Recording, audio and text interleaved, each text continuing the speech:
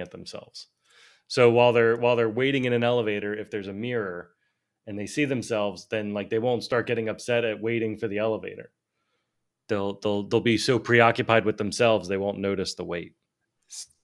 So it's literally just a manipulation of our ego. There's Look a at you. a whole elevator.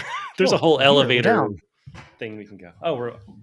Oh yeah. We're rolling. Hey, we're here. We're live. We're coming at you. John and Agnew. The dishes are done. It's the daytime. They're not. Actually, the dishes are getting dirtied at the moment. They're piling up. They're in mid dish of their the day. mid dishwasher, just dung. No, that's not right. Just dang. What would be let's start over. What would be a ding in past tense? Dinged? Dinged? Yeah, okay. Mm-hmm. So the dishwasher dinged. Doesn't sound as fun. The dishes are being done. The dishes henceforth. Present, future tense. The dishes presupposed. Gerund. Where did all my comments? Hanging participle. That's right. I'm just saying all the English. Present participle possessive. You're right. Past tense. All of this. Yes. Shasta. It's like when Dana Carvey explains how cool it is to name yourself Sting. He's like, you're a verb, present tense. And that is your name. Yeah. It's not stung. No. You're happening in the moment. Right. That's so good. So you were sick? Yeah, I was under the weather. I was completely man flu on Monday. You know the sickness where nobody believes you're sick. You're just in a bad mood. And you're like, no, something's not right. I know I don't get sick very often, but something's just not right. Every time I'm sick. Why don't you get in a better mood? I think from a lifetime of faking sick as a child. Yeah, that's probably it. That every time I actually am sick as an adult, it's just overwhelming guilt that they all think I'm lying. Yeah. And I'm like, I have to feed a family now. I can't fake being sick anymore. You don't even believe yourself. Yeah. But I really wasn't. I mean, I didn't read a book. I didn't watch anything on any TVs or my phone. I was completely. You didn't take a mental health week. I dropped the kids off to camp, and I went up to my bed and I slept. And luckily I set an alarm for picking them up. I slept from around 9 a.m. straight till 2:50 or whatever to go pick them up. I went and picked them up, and I was just standing in the heat, just bobbing like this. I'm like, this is the worst. Because especially if you go from air conditioning out to 95-degree soup, I mean, you know this, nothing's worse. It's like a pressure on your head. You're just sicker immediately. Yeah. It just made me feel horrible. And so I got them home.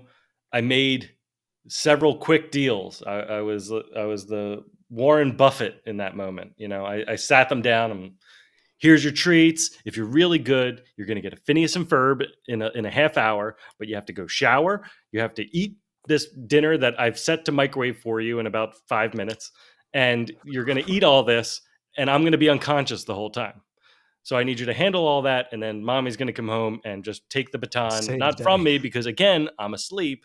And if I hear any yelling or anything, I will remotely turn the TV off by shutting down the internet. I have the button ready. My kids are so used to these threats. They know I can shut things down 17 different ways, Right. So even if they just take the speaker, I'm like, that speaker, I will void the warranty on that speaker from across the house. Don't even try me. Oh my gosh. Oh man, that's rough. I haven't been sick and alone with the kids at all yet. Heather's been able to, swoop in. Hold on 1 second. Sawyer's bumping his head against the door. Oh, is that what he does? All right, come on. Oh, you out of breath? It's a lot of steps. He bumps his head? He's like... He tries to push the doors open. Yeah. Oh, Sawyer. I flipped I out haven't at seen at my him. parents' house because he just opened the front door somehow and was just out in the lawn. I was like, "Get inside." And he was like, "All right, fine." It's too nice out. But he likes. I think he misses me working up here. So today I was up here for most of the day, making up for all my lost time. Because this was, of course, this was supposed to be the week where I'm like, okay, 4th of July is over. Right. You know, I've had about a month of working on the house and a month of trying to get things organized. Now I really got to figure out what I'm going to do with my life before my severance runs out, before I have to make tough decisions, before I have to settle for anything, right? So I'm like, all right, I'm going to sit down this week. You know, Sunday night, I'm like, I'm going to sit down. I'm going to knock this stuff out. And then I just dropped dead on Monday. So, dude, I didn't know you were sick this week. I thought it was like still lingering from last week. Oh, so you no, woke up Monday feeling like shit. I went full man flu Monday. That was the day I just hibernated the entire day. I was man flu in bed, and then I right, like I said, I made the deal with the kids, and then I just went right to bed at 4:30 or whatever.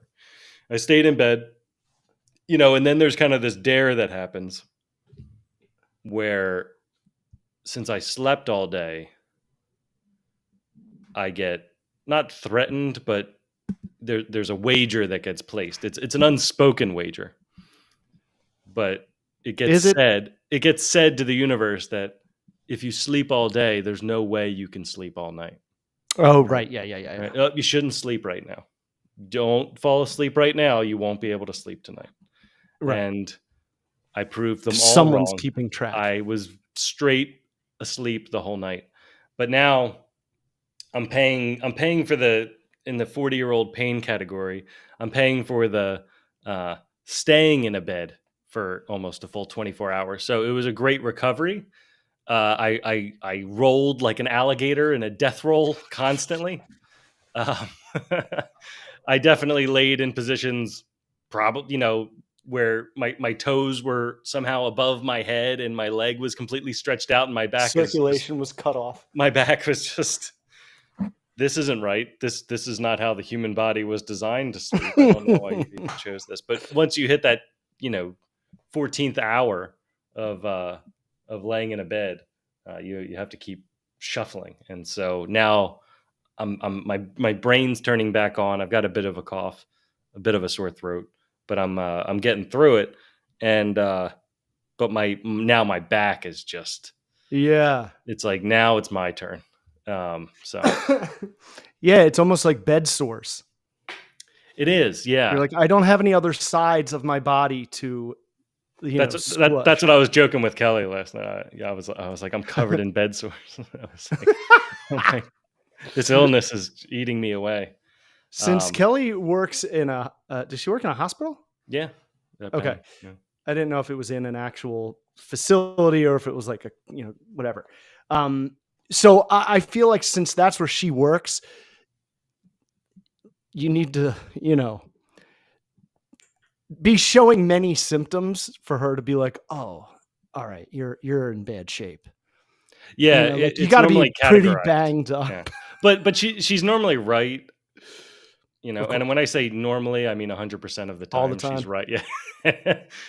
But it's funny because she works in ear, nose, and throat now, and a lot of the things that she diagnoses is just gas, acid reflux.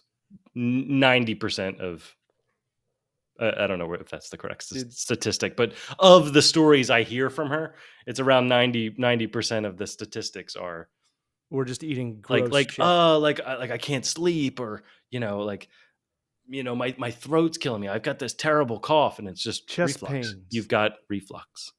Did you eat something right before going to bed? Did you eat cheese? Did you drink a glass of milk before bed? Don't do that. Prop your head up a little bit. It's so funny because it's like, think about it. Drinking or eating something right before bed is like putting something in a glass and then tipping it over. True. Yeah. You're your using muscles keep it gravity. intact, but yeah, But it's you're not. fighting them. You're not Yeah, helping. but you're definitely tipping it so that the when you lay down, Peristalsis. you can the reflux can easily hit you, and I think that just hits a lot of people. Well, yeah, because our food is full of pretend things, and our body's like, no, get it No, out. but I mean, even water can do it. If you drank a whole bunch of water right before bed, you're now filling your stomach, right, and then you're laying down, and then it's Swishing. causing more of the acid to be able to escape the stomach and go up your throat. Yeah, my kids suck with that. They always want to eat something before they go to bed. Yeah, Like when it's bedtime, I'm a little hungry. kids are a bit more resilient. We're the older models that should have been shut down, 4 years ago or something in ancient times. So, but I'm afraid. like, But I'm afraid that, like, yeah, we'd right. be It's like we sages. never designed these to last this long. Maybe we were born in the wrong era. If we were if we were born in like the 1300s or something like that, we would be running a ye old podcast, and We call it and that. we'd be sages. They'd be like, "What happened in the long, long ago, Father?" We'd be like, "Well, my grandchildren, because we started all having kids at 11." It's like, great great grandfather, and it's like, yes, I was born 40 suns ago. 562 moons. Anyway, sorry. So Hannah lost her first tooth this weekend. It was really funny. Yeah. She was like, we had like this family that Heather was friends with the mom when they were like kids. They moved to our neighborhood. They have 2 girls. It's like ideal. Awesome. On a Saturday, and they're like, so we're having a good time, and the girls are like getting ready to like get out of the pool and go play inside. And Hannah has like her towel, and it's kind of like on her head, and she kind of just like pulls it down forward, and a little string catches her loose tooth that's barely loose, dude.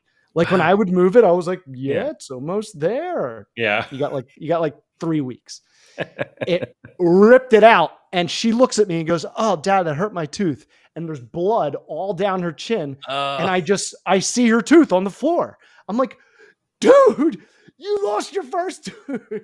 Oh man. And she was almost like scared. She was like, "What do I do with the blood?" I'm like, "Spit it out." She's like, "Cover your face like it's a cage match." Exactly. It was amazing. And then like later on, Charlie, of course, she's like, "Can we go to their house?" Because they live in our neighborhood and they just want to change the scenery. Yeah. So we're like, "Yeah, sure." So we go there, and Hannah's like, or Emma and somehow they're like, "Can we sleep over? Can Hannah sleep over?" And I'm like, yes. Wow. A million percent yes. Yeah. And so she lost her first tooth and had her first sleepover. In the same day. Success. Jeez. Same day. Yeah. I know. And, we were having some cocktails. So I was like, I think I'm happy that I have a buzz right now. Otherwise, I don't know if I'd be like overwhelmed by all these firsts, or it's like, in 2 weeks, I'll understand the moment, how amazing it was. Yeah. But it was just, a really cool Saturday, especially Saturday night when I didn't have to put Hannah to bed. Yeah. That was awesome and weird at the same time.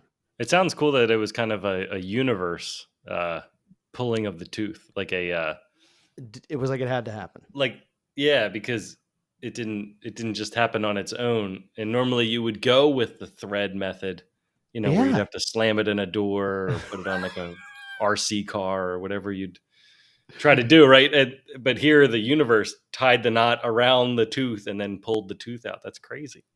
I know, man. And it's amazing because it's always that one right there. And then the other ones come out easier because they can, they like just start to have more room. Yeah, it's like all the front. And then there's a huge weight in the middle. And we're just we're just like waiting. And then you're like, oh wait, these are still baby teeth, I think. These molars. I will say we've had the kids always flossing, like we get them those like little kid flossers. I would recommend to any parent to constantly have their kids flossing because hold on. They're like kind of obsessed with them. What's up? What?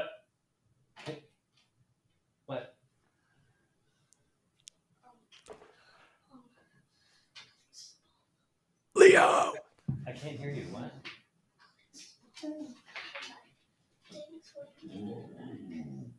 Alex Bohm hit a home run.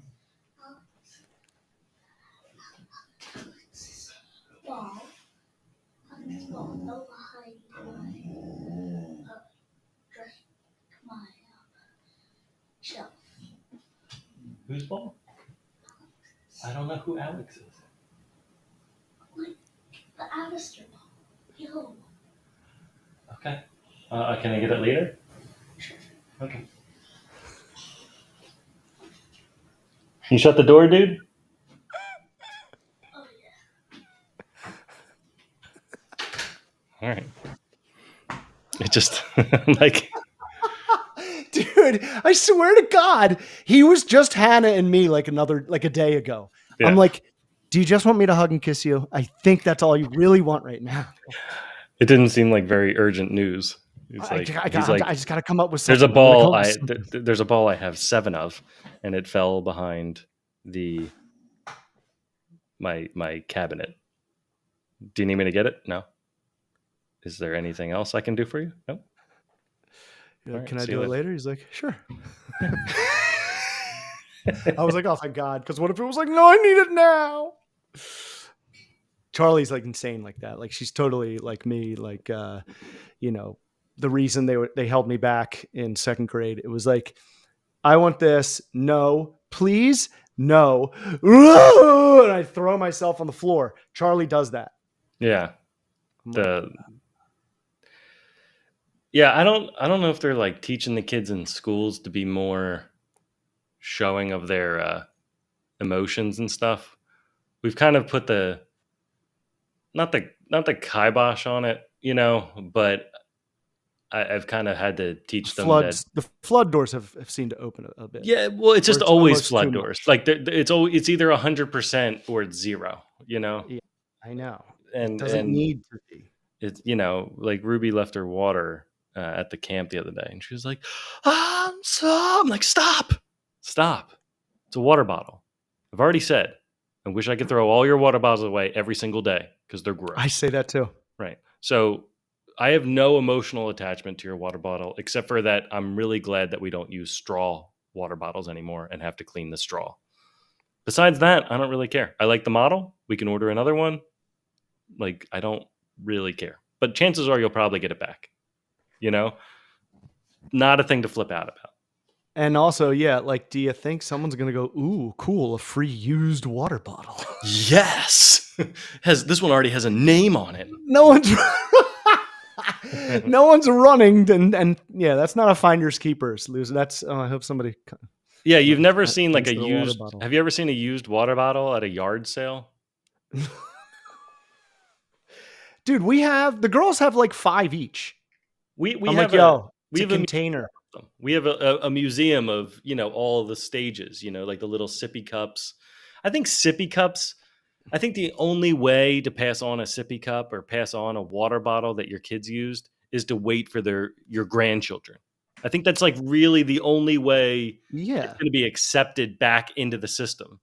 Yeah. Nobody else is, hey, do you have a model like this? I could use 4 more. Yo, yeah, you should have seen what this thing looks like. It's been through a war. I have 8. I need 9. Yeah. I need a 9-day week. I need 9. Yeah, I need to cycle through. I don't like doing dishes. Right. Well, that's the thing. That is. I picked a bunch of short ones today, by the way, too. I was thinking about that last week. I was like, I need to move my monitor closer to my eyes because I was having a hard time reading. But some of them were pretty long. Yeah. And it's tough to read something for the first time as it was meant to be read. You know what I mean? Yeah.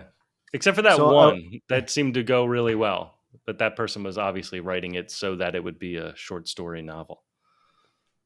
Yeah, that was. But this time I printed them out. Chat GPT. Oh, so I can get them Robin. close to my eyeballs. Of course, I printed it out. Right, I printed it out, but it's still like a microscope. Hold on, it's like so. It's like gray. It doesn't even know it's text. Look, it's trying to focus. It's like, what do you want me to do? Yeah, it's still super tiny. So I printed it out. Looks like the SAT. This is the part I need to read, and then this is all garbage. So What do you mean garbage? it's just, well, this is just comments and the side of the website. It's only a I was little bit of thinking about text. that. But then I wouldn't. Comments, like the comments, maybe we could dive into a little more. Or I mean, it could be, or it could be like just complete utter waste, or it could be interesting. From editing these last few, I think a good idea would be to have. I think we could go into the comments once we're all done. Just so they don't influence what we said, because we did that. Of course. We did that the one episode. We started going through some of the comments because we just thought Oh, how yeah. ridiculous it was. Like, who's on her side? Oh, everyone. But it would be good for us to have a maybe even after going through comments that we have a summary. Like, okay, so what did we learn from this one, right? And just in one sentence, like one or two sentences, A summary. just do these three things, try that, right? And then we end it, because we don't. One thing I noticed is when we finish going through one of these, we don't really end it. It just kind of trails I off know, until we're yeah, like, I yeah, we both sort of agree. And then we're like, oh, and there's still some more. All right, the next one. So it's not. Oh, there's 3 more sentences. Hold on. So I think we just need a what's the lesson at the end or something like that. What's the moral of the story, right? Yeah, morale of the story. So I got a bunch. Should I just shuffle them up here? Yeah. Actually, the first one's a marriage one, and then some of them are just kind of like one sentence opinions. So, opinions. Yes. Well, it's I don't know who does these sort of things. It kind of feels like an old school Facebook status question sort of thing. In the earlier days of Facebook, people would put, I mean, they might still do it today, but they would just put up questions so that they could just start getting responses. Yeah. I think people do it on Twitter and incorrectly say things. Like they'll post something like, there are no cities that begin with the letter A and end with the letter A. Prove me wrong. Clickbait. And then everyone's like, oh, Atlanta. You didn't think of Atlanta. It's like, okay. It's like there is not one city that starts starts with E and ends with E. But it's clickbait. It's dude, just there's the comments go. It's on a level now that's so annoying, because as soon as I noticed it, I was like, oh my gosh, everyone does it. They misspell one word in like a legit post. Yeah. So that someone goes, hey, you spelled that wrong. Because then at least it starts getting into the shit. They purposely make a mistake. I'm like, God, man, where are we? That's one thing I can guarantee that we will never do. It's like that. We will always make mistakes. Has no lasting by power. Mistake. Right. That is our promise to you. Yeah, I just don't. I think the idea of false advertising is like a fast forward button to no longevity. It's like you're gonna churn and until you get to the end of that line of people seeing through you. That's as long as you'll last. That's why I like clickbait and thumbnail bullshit that's like not real with the red arrows. I'm like, yeah, you're gonna like con people for a time, but it's just not going to last. Oh, where there's no actual payout, where they say, this is super misleading. It's like Michael Giacchino's score in Lost season 6. It was very misleading. Yeah. I've also, I've recently looked at some social media during this time where I'm trying to figure out what to do next with, my working life. And it's been, at first it's super discouraging because it seems like everybody's so creative, right? And you're looking at all these things and you're like, wow, these people are just churning things out. Like people are just making videos constantly, and some of them are funny, and then there start to be cracks in it where you start seeing the same exact video done by another couple or like another person. They're doing the same exact frame for frame video again, and then you're now like, okay, well, now who was the first person to do it? Who's doing all this? And then, oh right, yeah, I know, it's so weird. Like who was the guy who picked that font for memes? right, yeah, it's just like this one joke, and then they act it out, and you're like, haha, and then you see it again, like another couple do it.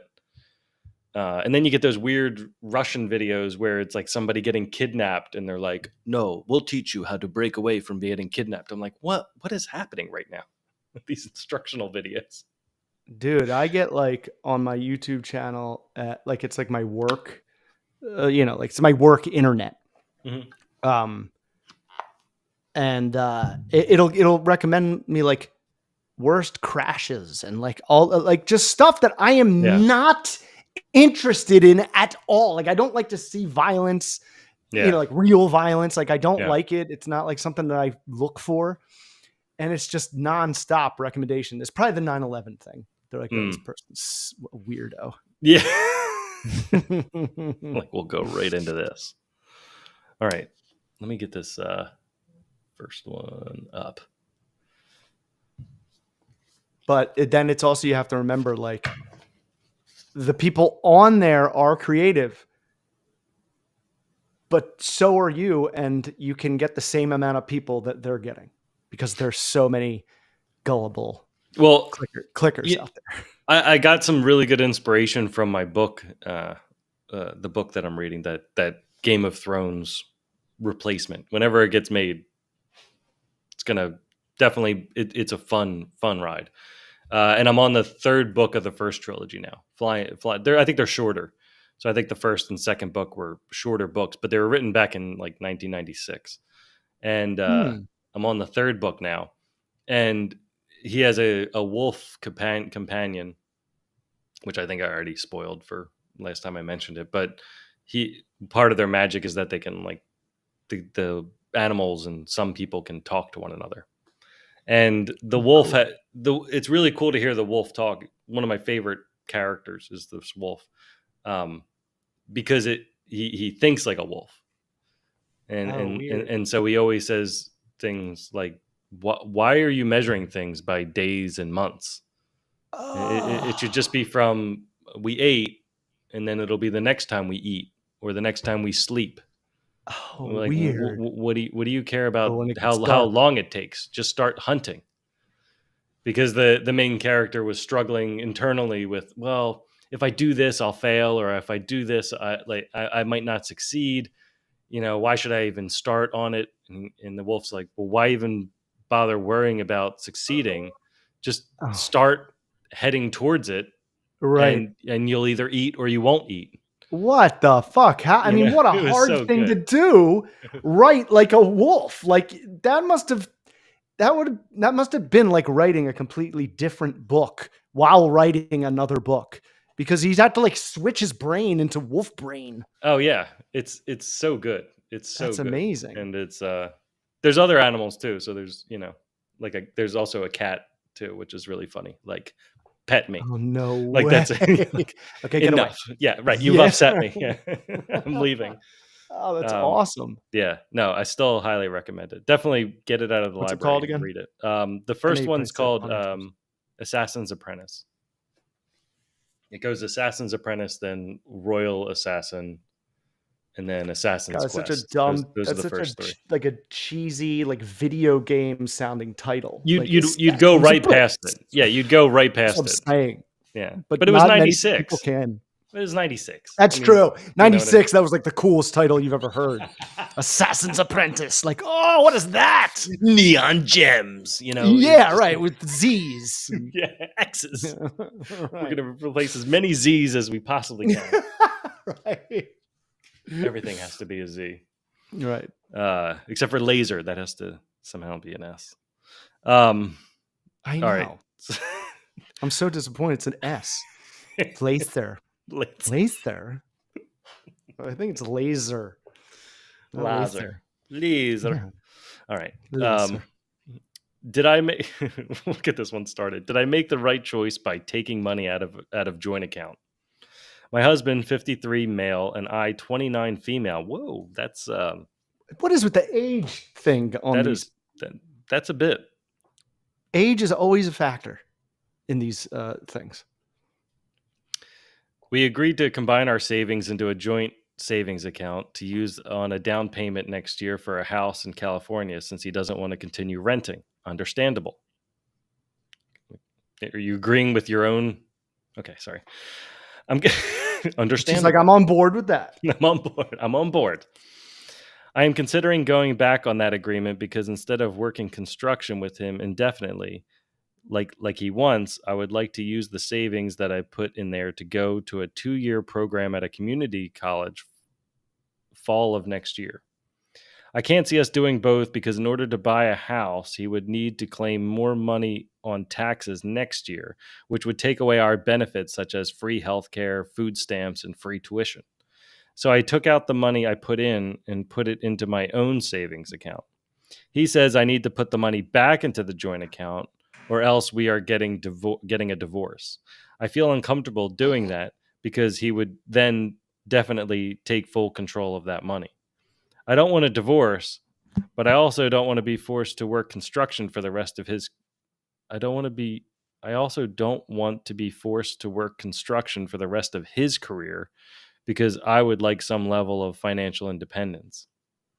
He's agreed to go to counseling, but claims he will not budge on supporting me through school. Says I will keep working with him, let him buy a house, and be happy with it. Too long to read, didn't read. Did I do the right thing by taking out the money I put into joint to possibly use for school next year after agreeing to use it for a house? No, you broke. Okay. Do you want to summarize? Sorry. No. I meant summarize at the end, like once we've discussed it out. Okay. What like a Jerry Springer type summary at the end where we can feel like we put it to bed and now we're ready to move to the next one. That was all. Okay. High level. I mean, the whole thing, the whole reason that they did this was to get a house. You didn't say like end school for me. Like she brought this school thing in after everything was kind of like put in place. Right. That's what it seems like.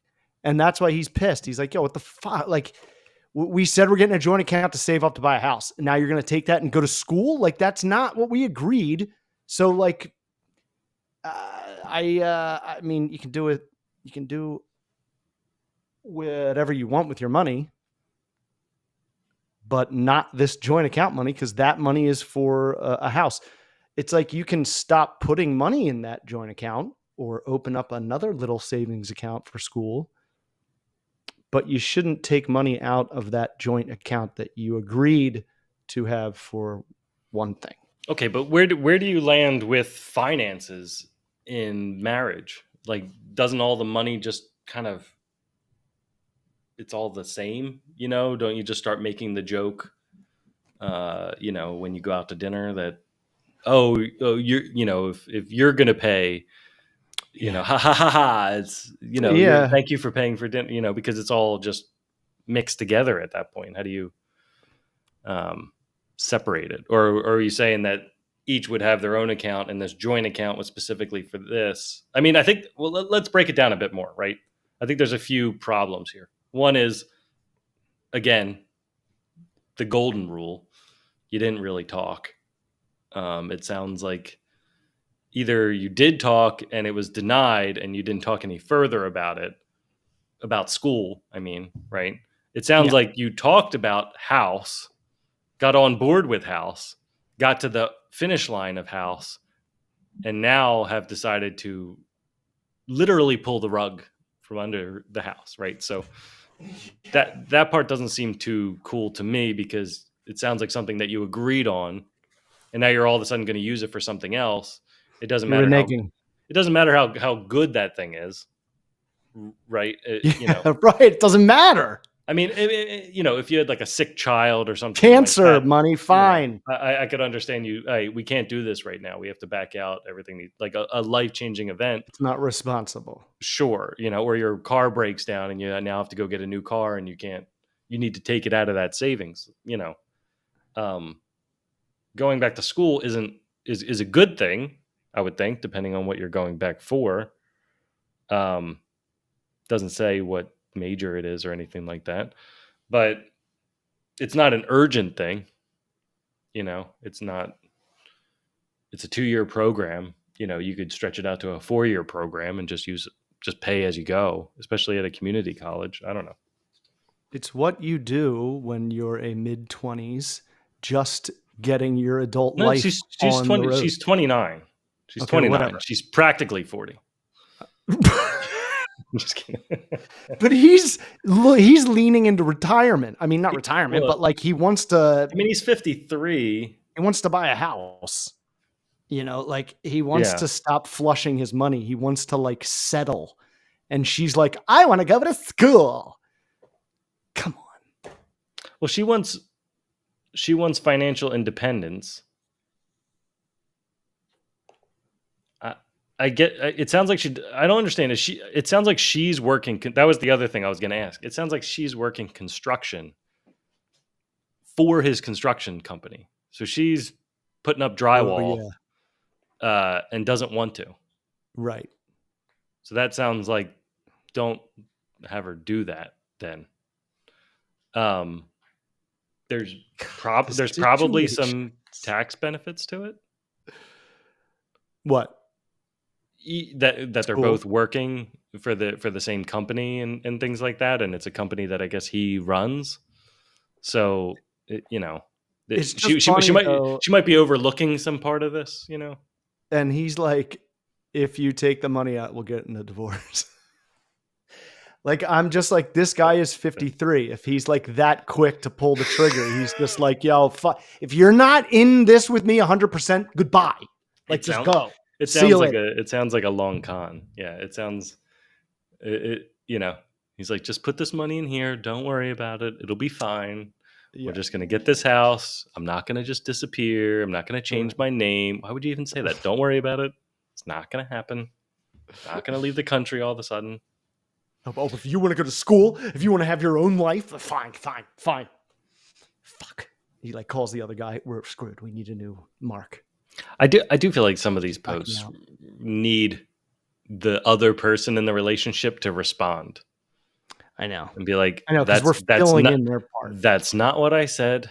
I said you could go back to school. We're just trying to lock in a good rate. If we lose this rate now and we don't put that down payment in, it'll cost us 5 times what school is going to cost. And you still want the house for 10 years. Right. I mean, there's other parts to it. It's like, then we have to get mortgage insurance, and that's going to cost us a lot, and that's going to cost us more than school. So if we do this first and then build up savings again, and if you just keep working at the place, we could maybe have you go back to school under the guise of the business, and then that'll be an expense. So then we'll get taxes off for it, right? Or at least reduce the amount of taxes that we have for the business based on this as an expense that won't come out of our own pocket. It'll come out of the business's pocket. There's ways to move it around. It doesn't sound like any of those are being discussed here. Right. Again, cheat. I know it's not cheating, but it is. It feels like cheating because it's like, just talk about everything. Like anything that you think you want to do or have or things to be like, just say them, because it's just a waste of time to not.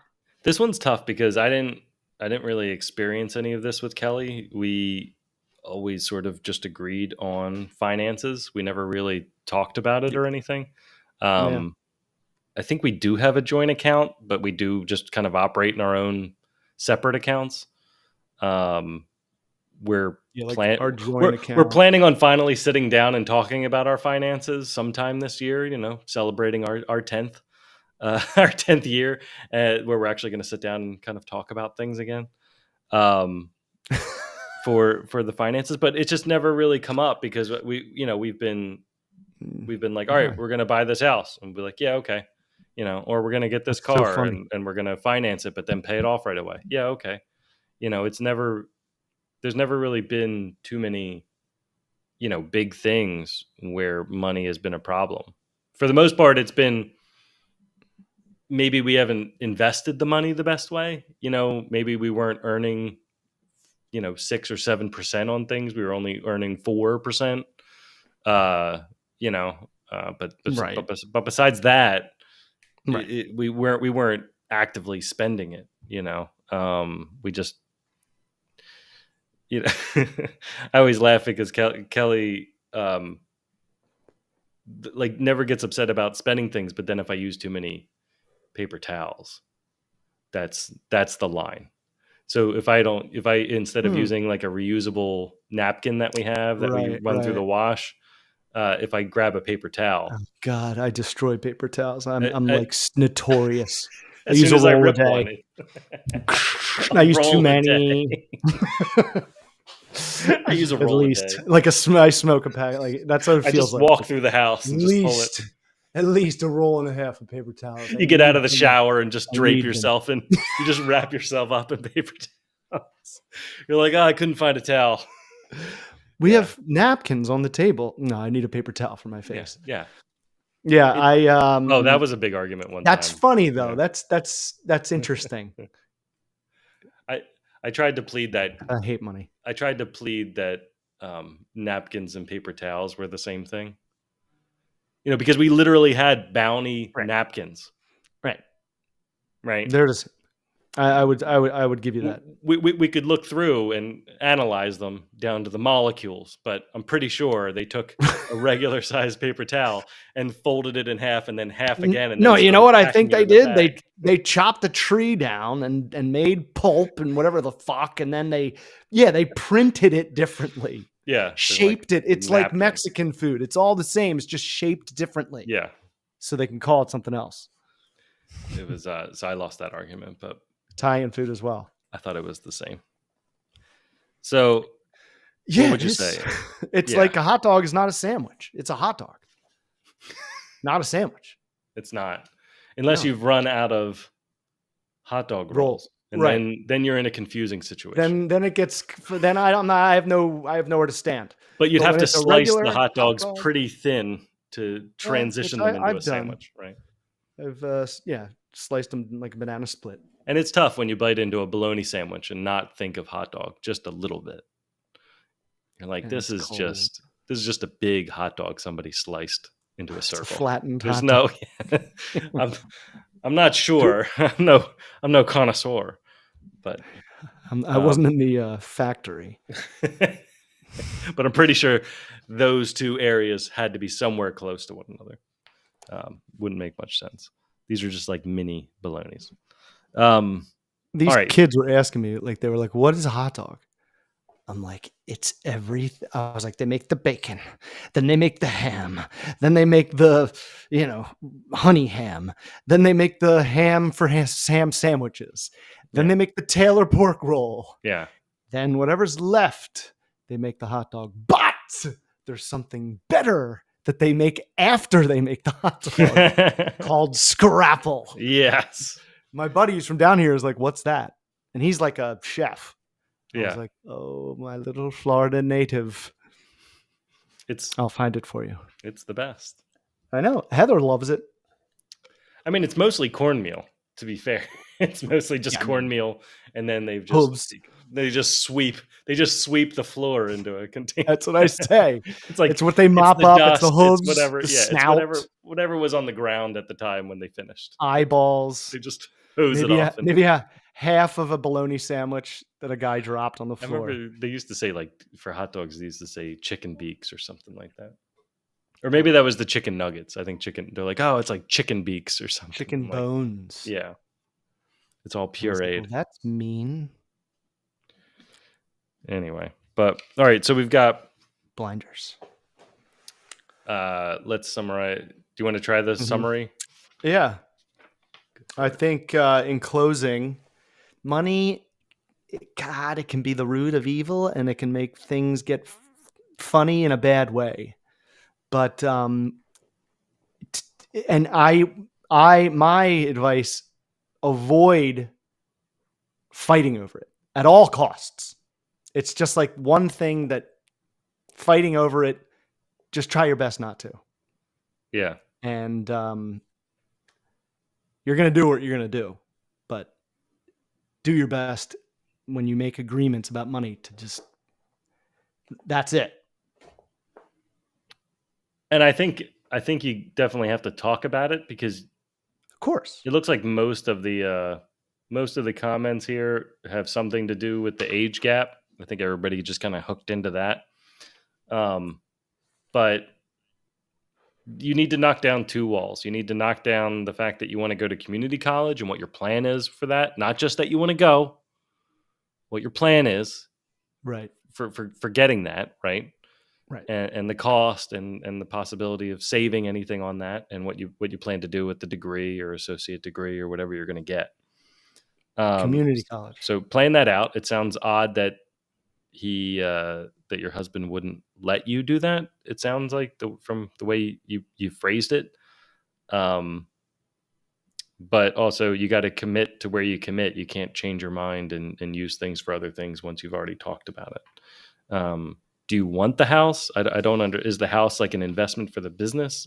There's a lot more questions to go. Yeah, I mean, it's just like,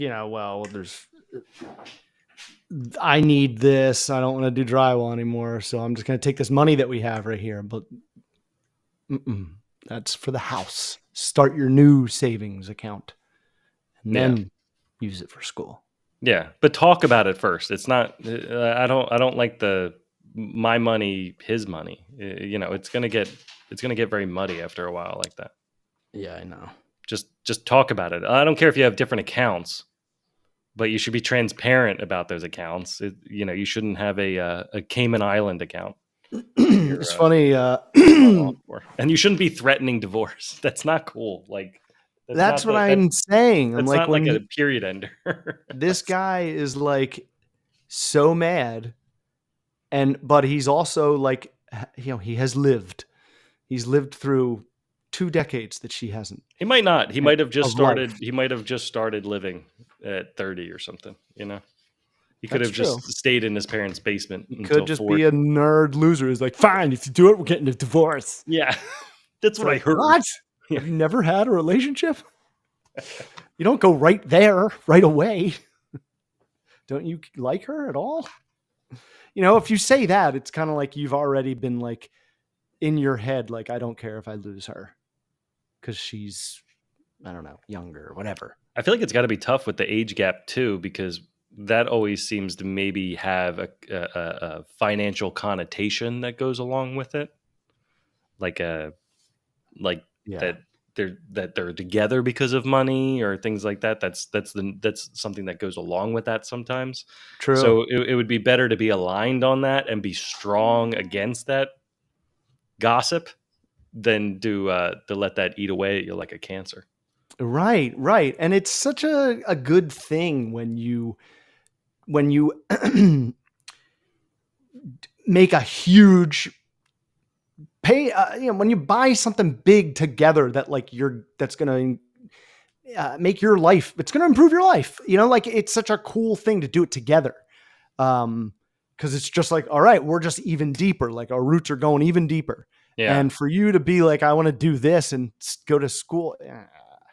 That just feels like it's not going to make it a great first step. There. That's for sure. Yeah.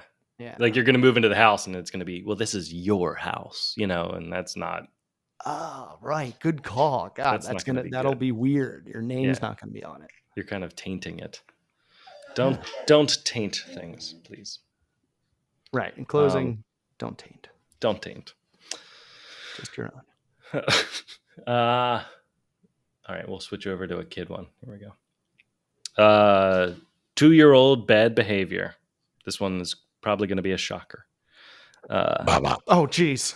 A 2-year-old's being bad. Everybody just hold on. Yeah. Let's just see what happens here. Okay. I need serious advice. My 2-year-old is almost out of control. I work in daycare. I'm with him all day at work. He hits, bites, smacks, throws tantrums badly at daycare and at home.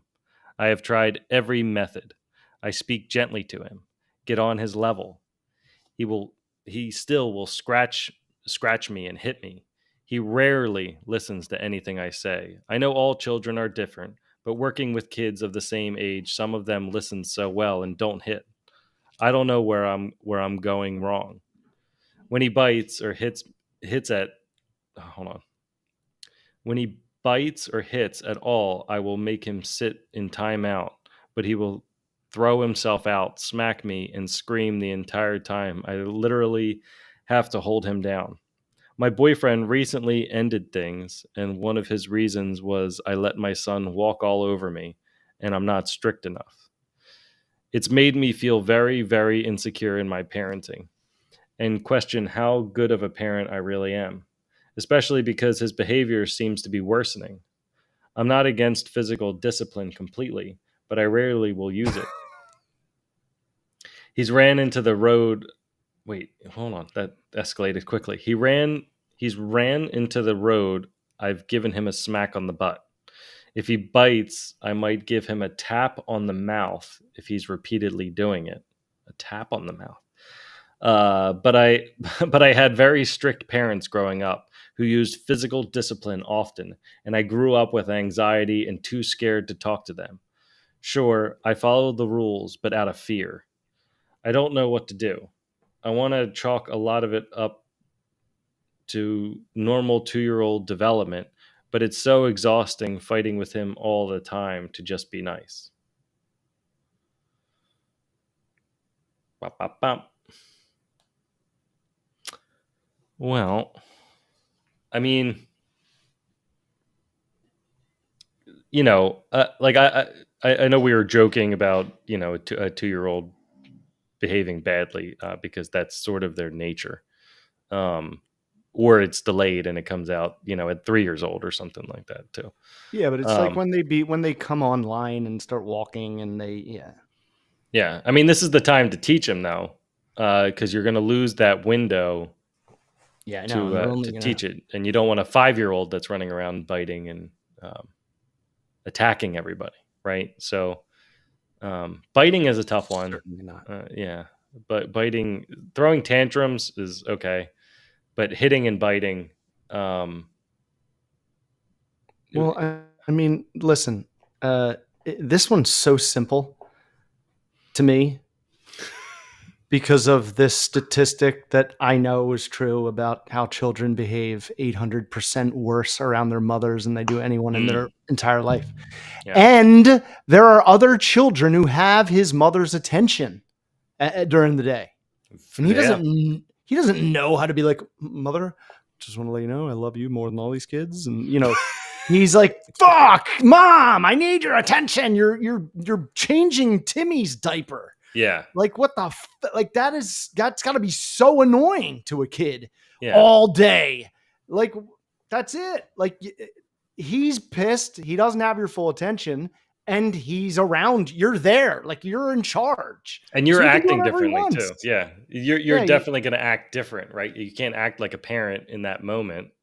It was very similar to coaching the kids, right? Like I had to check myself constantly because I'm like, hey, am I punishing my kids because I don't want to favor them, right? Am I putting them at the bottom of the lineup? Am I not giving them the position that they want to play in because other kids said they wanted to play there and I don't want to favor them, So I had to keep checking myself whether I'm like what I want to be fair, and if you're especially in that, like that was chaos.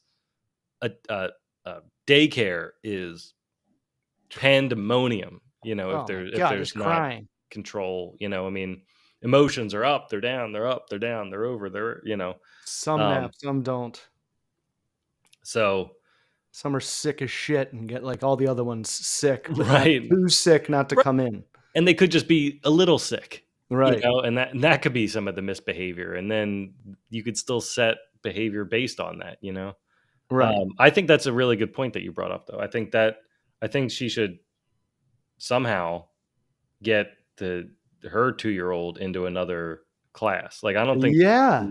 Have some strangers have to discipline that kid during the day and see how he'll fucking tighten up. And if he doesn't, then you got a problem. It's so painful, especially as the kids, got older and got into second and third grade and things like that. And, they might come home and throw a tantrum or something. But I see them with their teachers, right? And they're like, "Oh, I love you. Thank you so much." And they're like, "Bye." And they run away. But then they'll get home and flip out for us. And I'll be like, Yeah. "Why? What did I do?" I'm like, "I haven't even seen you all day. Like, I just picked you up and you're yelling at me. You know Well, what?" you're my punching bag. You're not going anywhere. Right. I don't have to behave for you. You've proven you're not leaving. Yeah. So deal with it. Yeah. It's so weird because like not that long ago, I was like with Heather and Hannah, and we were like, and I'm like, Hannah's so good when we're out in public. She listens to everyone, but I have to say something 7 times before she like looks up. Right. Heather's like, well, yeah. And I'm like, oh, because they just know. Well, like, they know they're being judged by everybody else, and they know that we're going to forgive them for whatever they do, for the most part. No, and I think that's great. I want them to not, just the no, I'm not judging them. I don't care. Yeah. They're perfect no matter what. Heather took like a picture of them. They were like about to jump in the pool last night naked, but they like were hugging and like kissing. And it was like from behind and their butt cheeks are showing. And Hannah was like, delete that. Like, I don't want to. I was like, bud, don't you get why we love this? Like, it's how we first saw you. Like, we think it's amazing to like see your little butts. Yeah. Like it reminds us of when you first showed up.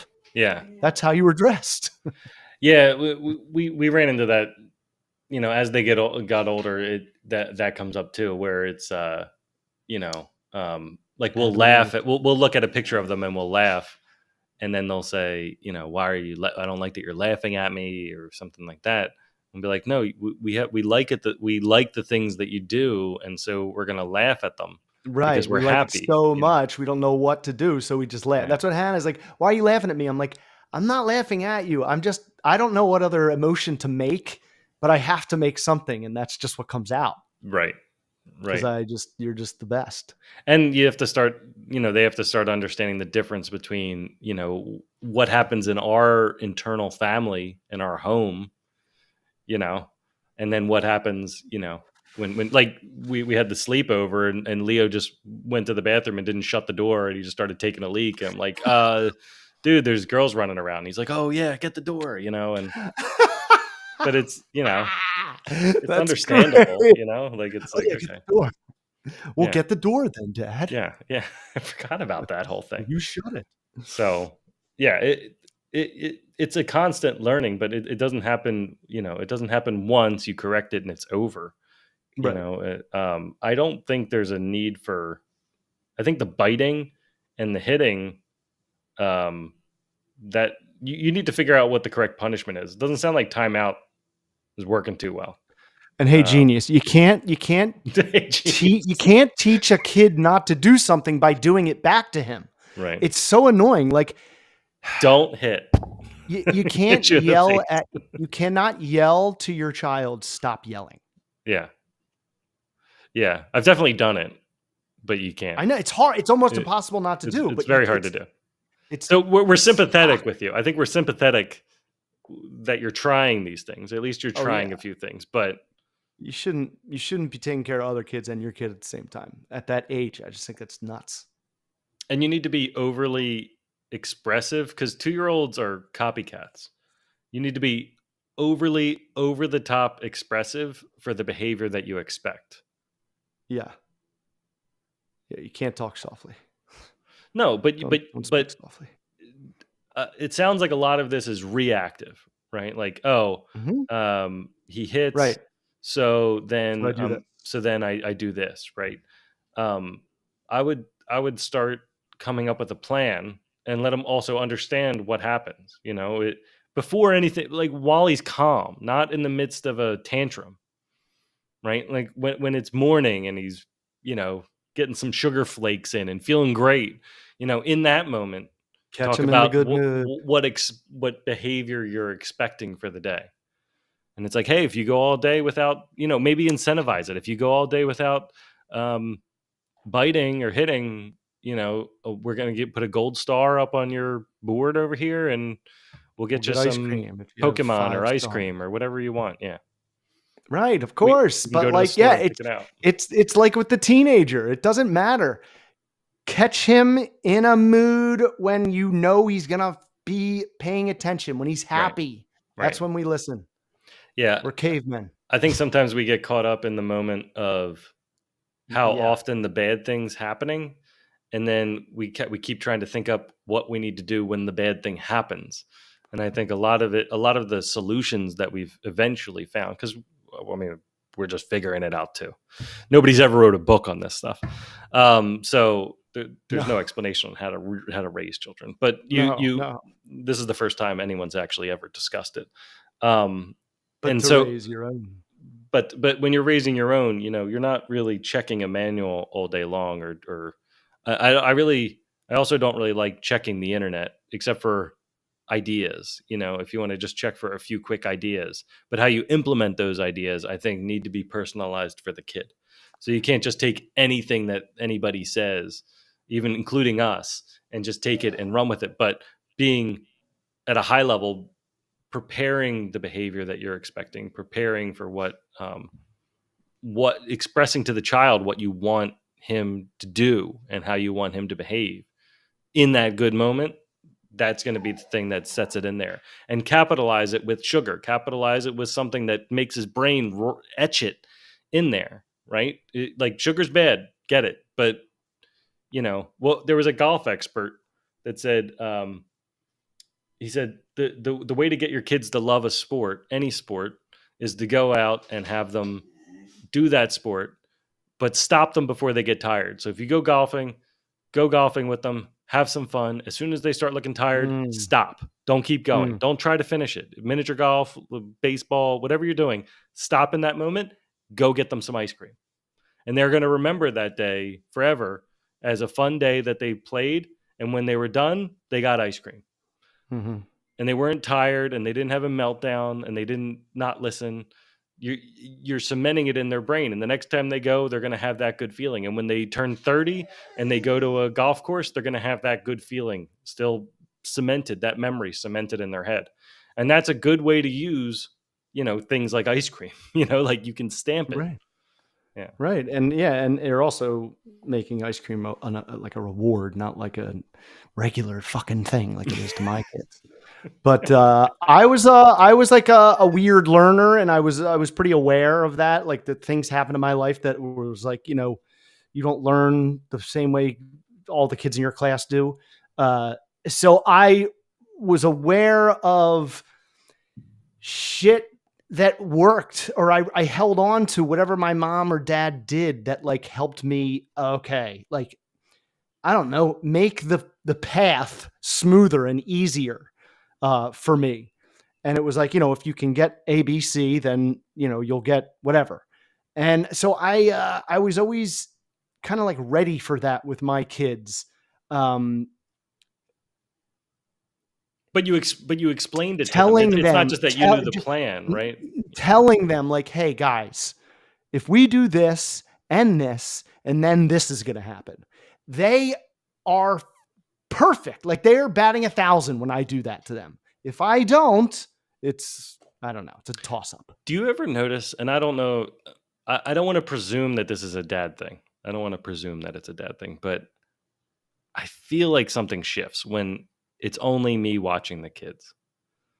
When it's only me watching the kids, and I sit down with them, the moment Kelly leaves, like she's going out to dinner with friends or she's doing something like that, Mm-hmm. and I sit down with the kids and I just look at them, and I was like, here's the deal. You're going to take a shower. After the shower, you're going to brush your teeth. You're going to floss. You're going to get your PJs out. You're going to put them on. You're going to get your clothes for tomorrow. You're going to be ready. You're not going to whine. You're not going to hit. And then I will grace you with whatever you want to watch for however long you want to watch it. You know, I will play whatever game you want to do. We'll do it I always feel like as soon as it's just me and them, I set the deal. This is the deal. And then even when the little things happen, when they go to bed, they're like, I couldn't sleep. And I'm like, no, that wasn't part of the deal. And they're like, yeah, you're right. And they just go back to bed. They're like, oh yeah, I forgot. It's almost we didn't like have that they, deal. when you do that, and then they try to fall back on it later, they're like, oh yeah, well, I'm not stupid, but I remember. Yeah. It's almost like they don't want to appear like they slipped up. Right. I forgot who I was talking to. Yeah, my bad. Yeah, I was kind of in a daze. I'm letting Sawyer out sober of here up. 'cause he's driving me nuts. He's whining. Hold on. Get a good night's sleep, and then tomorrow we're gonna find out what happens. And that button doesn't get pushed.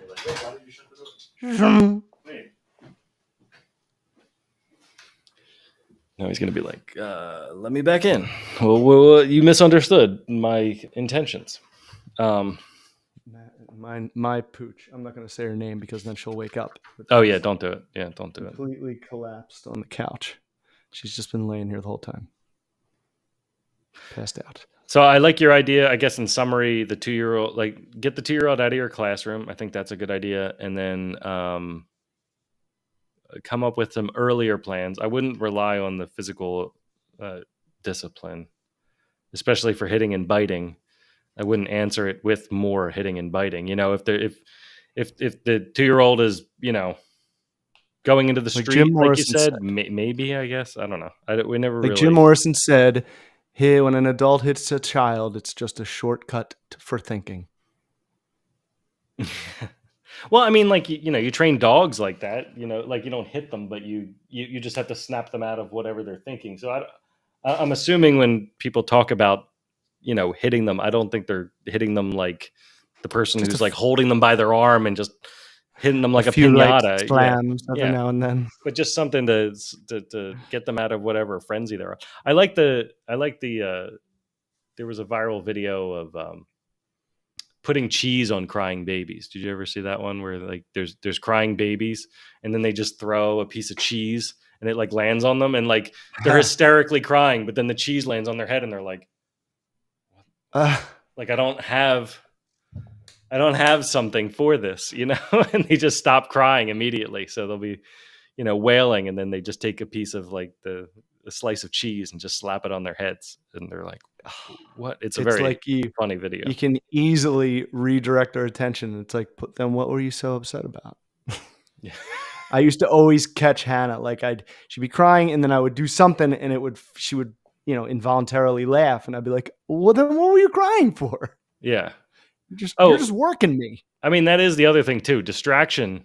I always forget this, but at 2-year-olds, distraction is key. Like, remember, it is the easiest audience. Like they're easy. Like they laugh at the stupidest shit. Yeah. Anyone can make a 2-year-old laugh. Yeah. Or, I mean, it's also, you could just confuse them. If you're not good at humor, just confuse them. Like if your son starts acting up, just walk around the kitchen and just start taking random things out. You know, start talking like a robot. Just start doing something so completely random that he's like, wait, like what? You're supposed to be yelling at me. You're supposed to be giving me negative attention, not hopping around the room like a kangaroo. You know, just start, just completely, whatever he thinks is going to happen, do something completely out there and just, you know, I think that could work too. Yeah. You got to be playful with it. Don't be so sad about it. If you come at that, at something like this with sadness, the kids are going to pick up that there's sadness or anger or that you're worried about it. Come at it with just kooky, you know? It's funny. I wonder if she's a first-time mom and she just doesn't because I just feel like if you're in charge of a daycare, didn't you at one point go to school for this? And like, you should know this. You should know that like your child is obsessed with you at this point. I think so. But I think it's the same thing as being a doctor and a patient. You know, I think Yeah. you might be a great doctor, and Oh, then right. you might be a terrible patient. You know, Shittiest patient of all right? time, right? Yeah, like so. I think it's tough to be a mom and at a daycare and not know, like, someone I think needs to say that to you, like, I'm gonna take your son into my class, and hopefully that gives you some reprieve, and I'll let you know how he did through the rest of the day. But as a mom, you like if I'm coaching, I'm not going to coach a team that my kids aren't on. So weird. Or if I Right. coach the team and they're on a different team, it wouldn't make sense schedule wise, but it also wouldn't make sense, from where I want That to would be. Like, I want to be there. right. That would be so strange. It would be very odd, I right? want to be a So coach. I want to be a coach. I didn't care. I don't care. They're not on my team. yeah, but What? I want to come back 3 times today. I want to come back for 3 games, and then Yeah. I want to play against my kids, Oh, and right. then Yeah. I just root want to against. live at the fields. But that's kind of what we're asking her to do, right? She's got a team, her kid's on the team, and her kid's misbehaving, which kind Yeah, of would cause like embarrassment and other emotions too. So I yeah, but it's not a teen. It's so different, because he's like a 2-year-old, and it's like school. It's like not. I just don't think that you should mix the two. oh no, I'm in full agreement with you. I'm just trying to possibly give her perspective on it. That's all. Yeah, no, and I mean, like, sometimes it's like the only way that she can afford to get her kid in a daycare I'm sure is there's a by, you know what I discount. mean? Yeah, Like, I'm sure there's a right, major or discount for yeah, parents to, or and teachers' and and that, kids. and that's her job, and this is their only option. I get it, but still, it's just not. That's why he's acting insane. Yeah, and it is. That's right. I think it's also tough without. Um, I don't know if your boyfriend was his Oh, father. right. It didn't really say anything like that too, but it's tough Say without. you're not You strict know, enough. like I said, the kids react to me differently than they react to Kelly. They're like, I want Snuggles, and I'm like, I'll give you Snuggles. They're like, never mind. I thought mommy was here. I'm like, well, wait, whoa. What am I, chopped liver? Oh yeah, that's why I'd say to Heather, I go. I don't know why you offer them anything. I never offer my children anything because they demand constantly. Yeah. It is fun to mess with them sometimes though. Well, like they were just asking for music right before I got here. They're like, it's not playing. And I'm like, I've got music. I've got whatever terrible song you wanted to hear playing. They're pretty good with music, but they started listening to this Lyle Lyle Crocodile movie and music. And I'm like, this music it's trash. Oh, it's bad. It's terrible. Um, It's like it's like one of those same 4-note Broadway song things, and I'm just like, yeah. And the lyrics, I'm like, you can change the lyrics to anything. They're like, no, you can't, Dad. And I'm like, watch. And when I drove them into camp this day, I sang the whole song with completely different lyrics, and they were pissing themselves in the back. They were laughing so hard. I was like, yeah, see? And they're like, yeah, you're right, you can. Of course, now they're gonna go in and be like, that song sucks. My dad said he does. It sucks. The only thing really that we play in our house when it's just like the four of us is Taylor Swift. It's pretty awesome because I only know like her radio stuff. Yeah. So like randomly, I'll get to hear the like lyrics that she writes, and dude, some of the stuff she writes, it's like Eminem level of like rhyming and like double meaning, and it's pretty cool. It's almost like watching a TV series that's like 10 seasons long, and I haven't seen one episode. And it's like, great.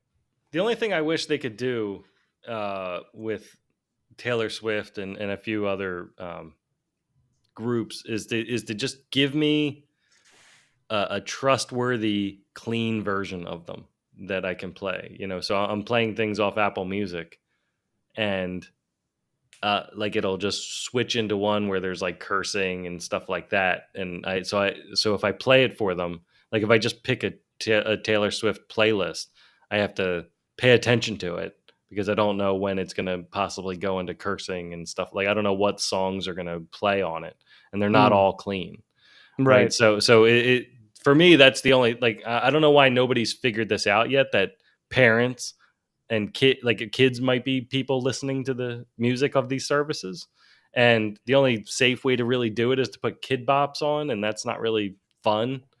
It's like a weird I know. It's diluted kids covering The Doors. yeah Like, what are we doing? You shouldn't have done it. You just shouldn't. Disgraceful. Stop Yeah, it. right. It doesn't matter. You didn't. All you worried about is if you could, not Right. if you should. Yeah, right. I get that you filled the niche, but you should have stopped. You should know that there's lines. I remember Heather put it on one day, and all of a sudden it was like "Riders on the Storm." I'm like, oh God, stop it. Well, I always wonder, I'm like, do they have to change, like if they're singing the Beatles and they're like, Lucy in the sky with diamonds. I'm like, so is it okay if there's little kids singing LSD? Right. Right. Well, as long as they don't that was know. the genius of the Beatles. You had no clue. It's okay. It's like they did interviews later and they're like, well, yeah, they were all about drugs. And we're like, oh. Like that's why they're so much more talented than rappers, because they like disguised it and it didn't sound like they were saying anything bad. But like when you break down all their songs, they're horrible. Well, they were probably such good lyrics because they had to kind of use cryptography to hide it. So as they're hiding it, they were making lyrics that people are like, this is different. Yeah. Nobody really has lyrics like this. I'm like, that's because they're hiding things. Yes. It was like horny teenage poets. So from England. That was their first name. That was the first name of that band. They shortened it. Horny Teenage Poets. And then somebody was like, well, what about Beatles? What is it? Yeah. Play on words? Play on words? Beatles? Yeah. Play on words. With not an anagram, a homophone, right? Oh, right. Yeah. Homophone. Homonym. Also homophone. Is it? No, not homonym, because that's spelled hominoid. Homophone sounds the same. Homophone. Spelled different. That's what I was going for. Yep. But then there's also a pun laced in there as well. Sort of, right. Right. It's both. Right. That's why they're so neat. I feel like that, speaking of it's both, that Miller Lite commercial needs to stop running. It missed the mark. I know it was probably very expensive, where they had they had a Super Bowl commercial for less filling and tastes great, right? And so they had half the people saying it tastes great, and other people were saying that it's less filling, and for some reason they're fighting over it. And that's like an old commercial. Yeah, well, I think they were trying to remake it or something, and then they started. No, that's what we're doing. We're rebooting commercials. but yeah, that's how bad it is.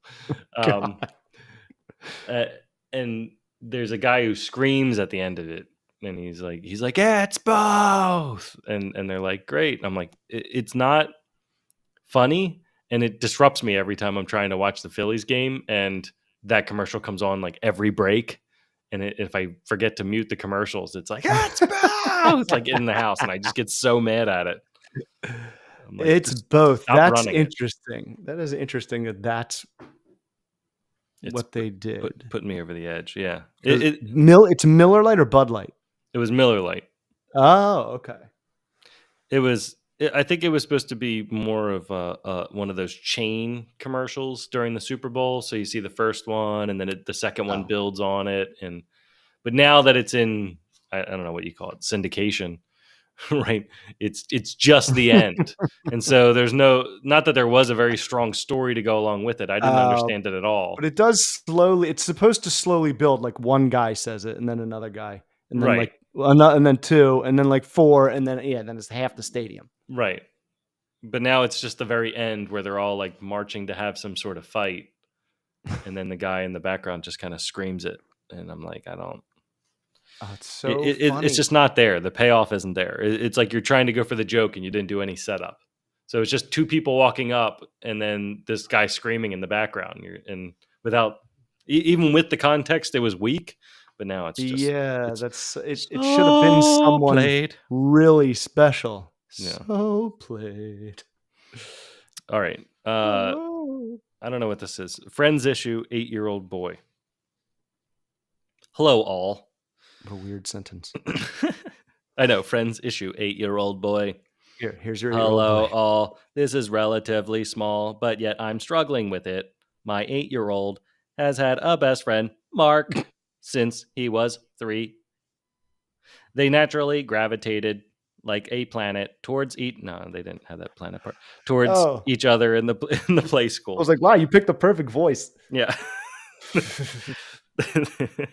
they still are friends, but in the past year the other boy has become much closer to some other boys.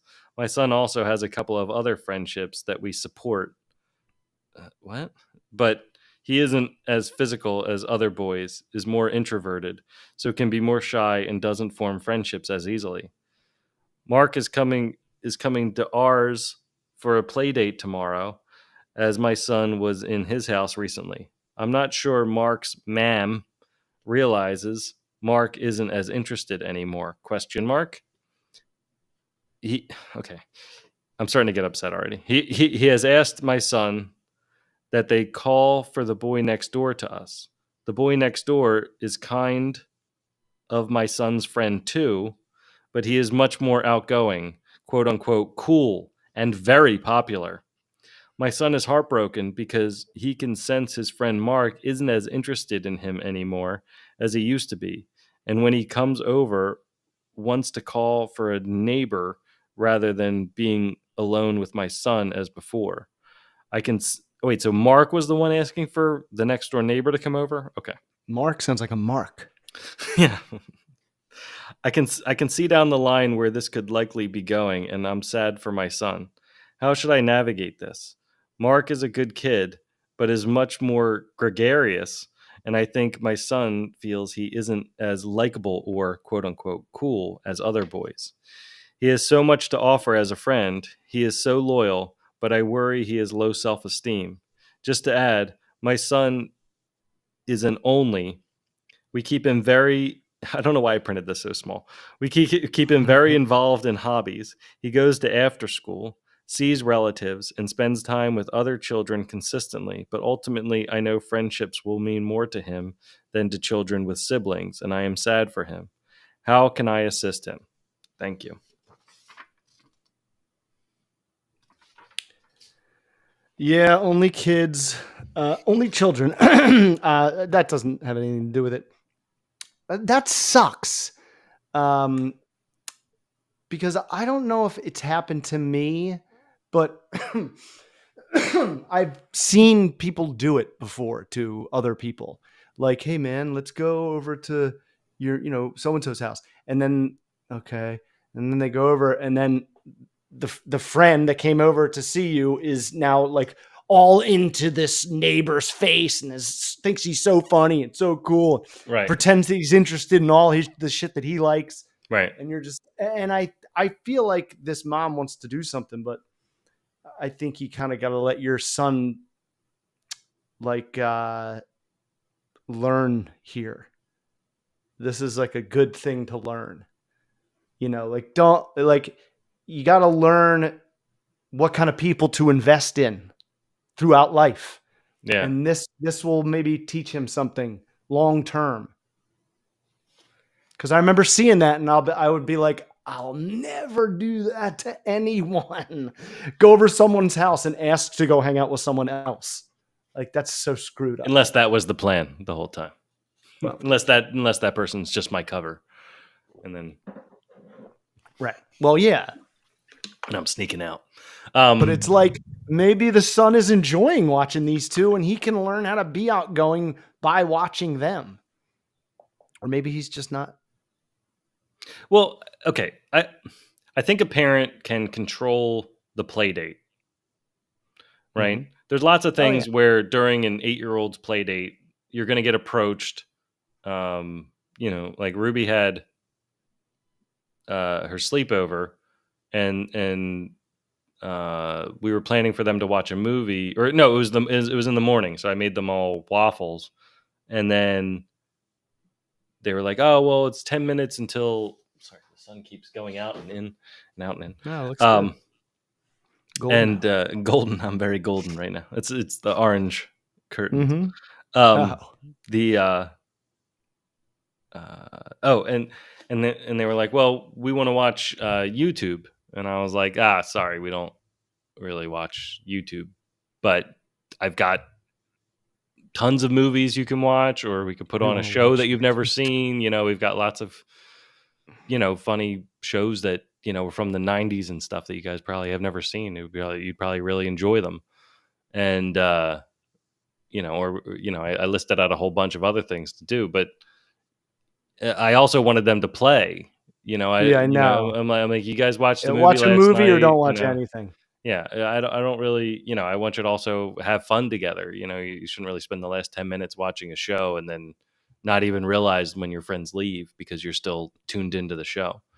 To the garbage. So part of it is, and if you have somebody over, I mean, it's definitely happened, but more through osmosis. We've had play dates over, and then we've got neighborhood kids that live actually on both sides, and so you might hear them, right? Like they're outside playing, and then Ruby will be like, "Oh, can we go outside and play with them?" And I'm like, "No, you got to play with your play date. They're doing their own thing. You guys go do your own thing too.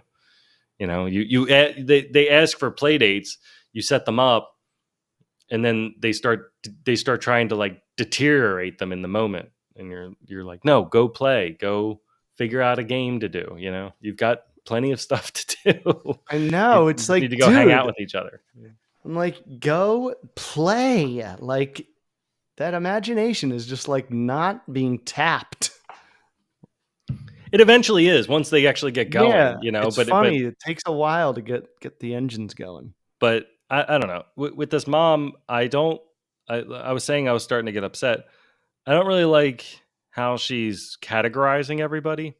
I don't know where she's collecting her information from, but saying, that the neighborhood kid is cool and likable, and her son has low self-esteem and an introvert. So you're just saying that these two other boys are good looking and that your son is ugly. Or something. I don't know what you're basing it on. Is I know. Is this the school gossip and you're taking it as gospel? Like I don't get it. Like it just reminds me of like casting Saved by the Bell. Like that's like how like minimally. It's like, dude, that's just not.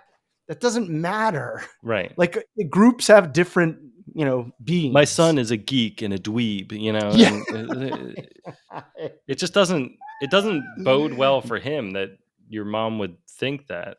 I like that you think that he's loyal. The older boys are greasers. I don't understand what loyal means really. At 8. I've heard other parents say that, and I'm like, I sort of get it. Like, have they had enough time to show loyalty? Like, I know some kids are more empathetic. Like they'll feel bad for other kids and be considerate more than other kids, which is cool. And especially amongst boys, they separate a lot on that. So some boys will be completely zero empathy, and not really care about anybody and just worry about like the next Nerf gun fight, which is also fine. It's just different, but I don't like. She's sounding, and I'm not trying to judge her here, but just off of what's written here, it just sounds to me like she's kind of like a controlling mother, like she's trying to keep him down so that he always stays her little 8-year-old, like just a little bit to me. Like I just get that feeling from how, like just to put in words, just to post on the internet, like my son is I'm worried that he's low self-esteem, that he's an introvert, that he's got these really special hobbies, but he's just not as cool as the other kids, and he's not as popular. And it's like, how do you know? Dude, that's because you are like projecting that onto him. Like if you don't stop and just let him be a boy who will become a dude, then a guy, and eventually a man. I'm telling you, like this social thing that he's experiencing it's good. You It's good. remember It's not bullying, but it's like something weird that he's got to go through. in the late 80s, early 90s,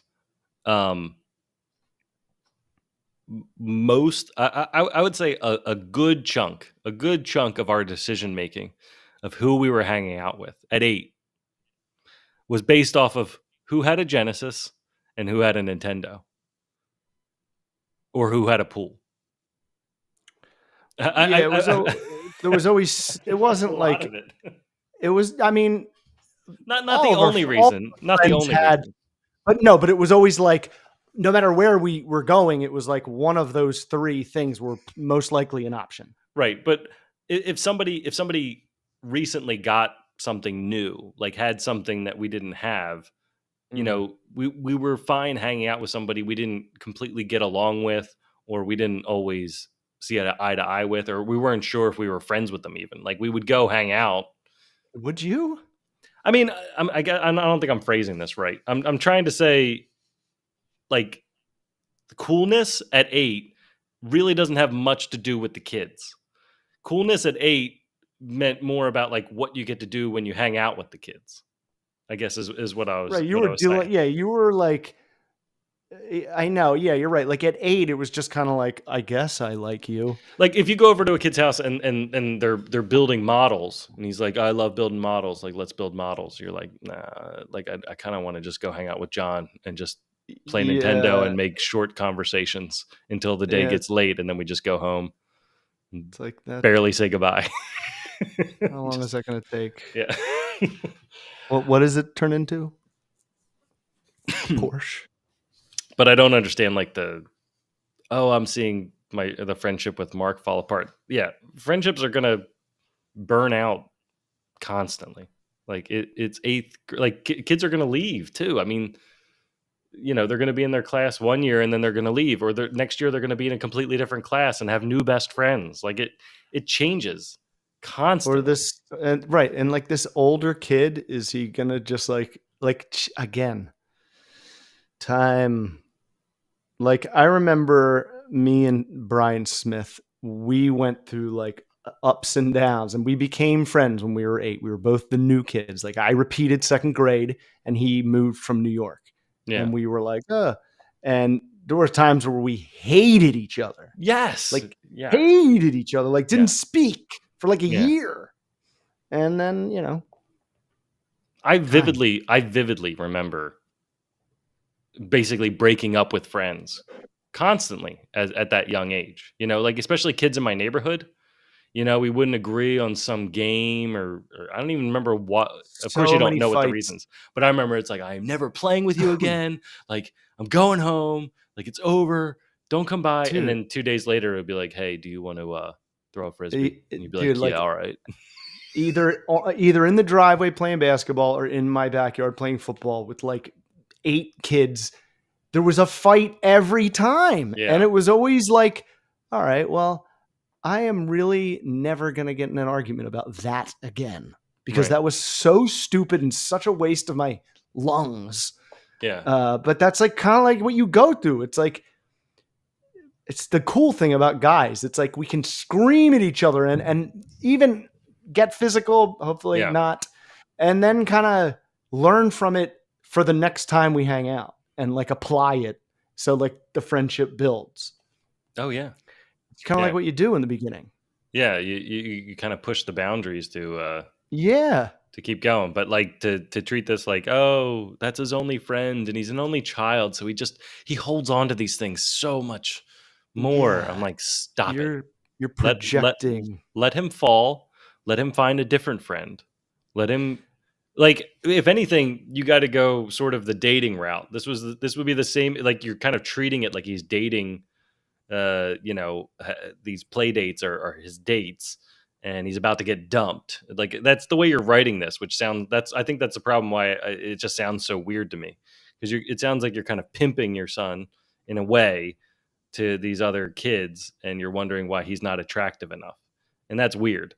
To me, I would just like, if you're going to go that route, then go the same route as dating. Like get it, like if he's not into sports, get him into something that he likes. Get him into chess. Get him into badminton. I don't know. Get him into swimming. Get him into What long he wants to walks. get I don't know. Yeah, like like maybe he enjoys interacting or watching those kids, Mark and whatever sexy older kid. the boy next door. Yeah. Yeah, right. My God, get so out of weird. there. Just Yeah. let him. Like, you just got to be mom, and you can't go watch The Sandlot Yeah. Right. and listen to that mom. She knew what was up. And also watch the kids in that movie. Like, True. it's not all fun and games. Oh my God, 100%. They rip each other apart. They, It's just what it is. they reject him harshly in the very beginning for a while. Not For a just while. it's not, and then they're won over, and that seems unrealistic, but that's exactly how it happens. It's the whole thing. That's forever. Yeah, and yeah. So I don't know. Don't project that nerdy dork like loner, in the basement on his laptop. Yeah. Don't project that on him. Like, he's just okay. He's nerdy, but he's still cool and one of the guys. Right. Don't project that he's not. Who doesn't want to go hang out with the older dude in the neighborhood anyway? Luckily, his brave friend Mark will go over there and ask if he can hang out. I don't know if he's older. I don't think he's older. He's just cool and very popular. Okay, well then maybe they both want to go, and your son, because of your negative projections, is nervous to go over and hang out, and Mark is brave enough. Maybe that's how it is. Like Leo had play dates with the same kid for a while, and they get along really well. But then we had too many play dates together, and eventually they were like, we don't really want to. They both said it at around the same time. They're like, we don't really want to have any more play dates together because it's been too much. Like they were over each other's houses like at least once a week. And we're 5. We have very limited options. Yeah, we don't have much more to talk about, or we've reached the part where we start. I mean, Leo's play dates ended a lot differently than Ruby's. Ruby, they would just play all the way until the very end, but Leo's, there would be a certain point where it would finish, and they're like, "Can we go? Can he go home now? Like, can you get him out of my room?" And that's so funny. And it wasn't like a mean way to say it. Like, they were both in agreement. They were both like, "Yeah, like, can I go home now?" And he's like, "Yeah, can you go home? Like, we're done." Like, it's over. We've played this. We beat the game twice, so yeah, I don't want to play it anymore. Like, they would just start playing separately. I don't want to look at his face. Get him out of here. I want to fart. So, no, they definitely that was never a problem. They were both farting very much, and then they'd ask, "Did you just fart?" And he'd be like, "Yeah." Bless you. That's what we say. Bless you. All right. So, in summary, don't interfere as much as you are. Let Mark go. Bring in other friends at your son's request. And if he's not making friends, get him in other hobbies to make more friends, and stop your imposing. The best thing a mother can do for a mother-son relationship is do not try to influence your son's social life. Do not just be there, be mom. Don't try to make him look cooler. It's just not a good thing. Especially in their mid to late 20s. It's not, we don't want it. We don't need it. Like, we don't need to get pumped up at that time. Like, exactly. All right. Here's a short one. Friends. I don't know what this is. It's only 4 lines. Friends only birthday parties? I have an almost friends only. I have an almost 4-year-old, and I think I want to start doing friends only parties. We have a big social circle at our daycare, and we also have had a lot of family. My side of the family is pretty toxic, and I hate the idea of mixing my daycare friends and my side and my in-laws. Would it be horrible if I just made a rule that birthday parties for my kids are friends only, then make any family that wants to celebrate them do so at another time? And this one's easy. Yeah, do that. I know. Just have 2 days. Why are you asking the internet for this answer? Like, just it sounds like you Are already have sure the you answer. have a big social circle? Like, why don't you ask them instead of the world? Have you not been to any other birthday parties? Like, the one cool thing about birthday parties is Never just one. you can go to one and analyze it and pick and choose the things that you want from it. Like, when we first started birthday parties, I went to somebody else's and I told the guy, I told the dad later on, I was like, hey, by the way, I completely copied your birthday party. I thought it was a I've great done party. that. I've You said know, that it's too, great. dude. It's like, I'm like, dude, you crushed it. I'm copying like yeah, half the things you've done today. yeah. 10 a.m. in a park. I got to drink coffee. Ooh. And I only had to buy bagels. Ooh. Like, let's go. You know, like that sounds great. And then I actually got to hear it from other people too, like that because I brought all the stand stuff and like the tug of war rope and the Oh yeah. beanbag toss and all these other things, and and we just went to a party and they had bought all the things. I'm like, I would have just brought the bin. I could have just brought it for you. Like you could have just asked me. Like, could have just brought it over. But she went out and she bought a tug of war rope, and she's like, oh yeah, no, they love doing that at your party, so I wanted to have it for them here. I was like, okay, cool. Oh no way. Yeah. So That's radical. I think it's a cool thing, but yeah, go to other parties and pick and choose what you want to do. I mean, you could even have parties that aren't like the whole class. It's tough. Like, it depends on what social environment you're in. But we've only had friend parties for the most part. I mean, it's kind of tough to have friend and family parties together sometimes, depending on how close everybody lives. And then it's also hard when the classroom size grows to 24 kids. Like, to have 24 kids at a party is kind of a bit crazy, because then their parents come and you're like, all right, I've got 87 people coming to this party. Like, what, and then their siblings want to come, right? Too many people. It's better to just kind of invite a few, and then like a few that the kid likes, The besties. I would say make sure to keep it short. Like, you definitely don't want to invite 98% of the class. Her entourage. Right. That would be bad. So you kind of have to go like 50% of the class, I would say, would be where I would settle in.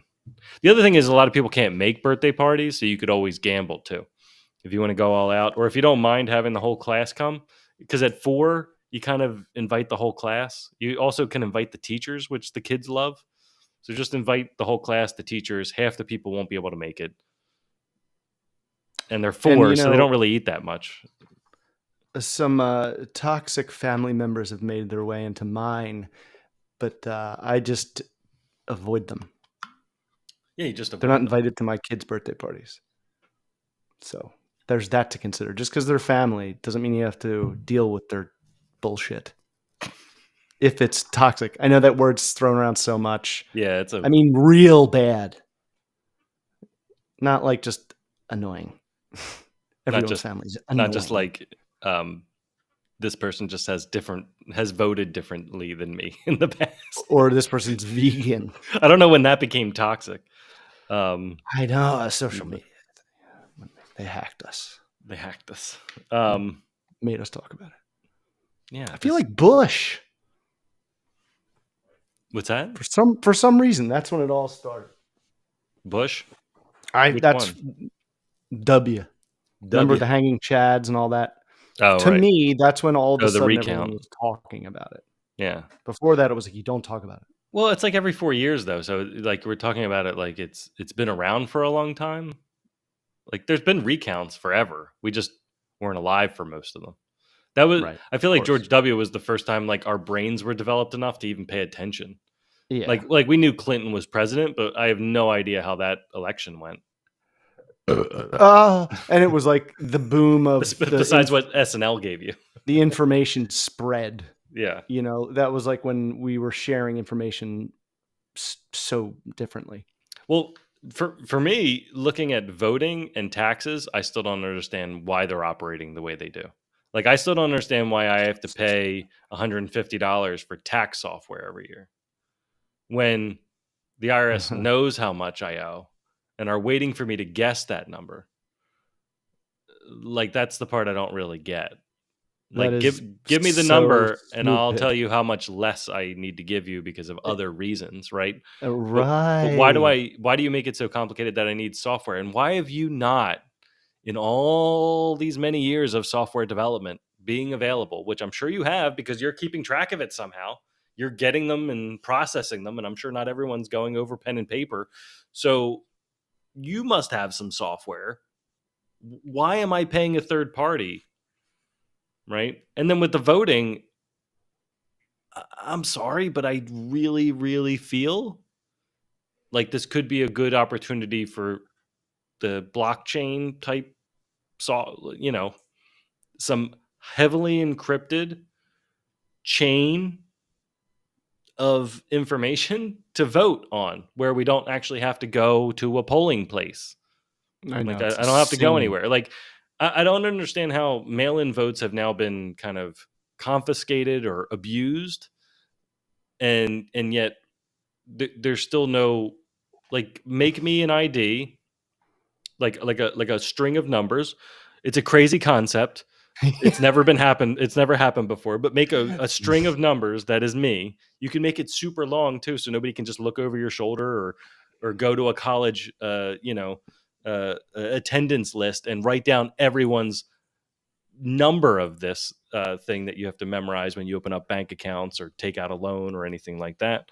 Not that such a number exists, but why can't you give me a string of characters that is my ID, and then when I vote, it's registered on that, and everybody can look at the registration and know that there's everything can be checked without knowing who I am.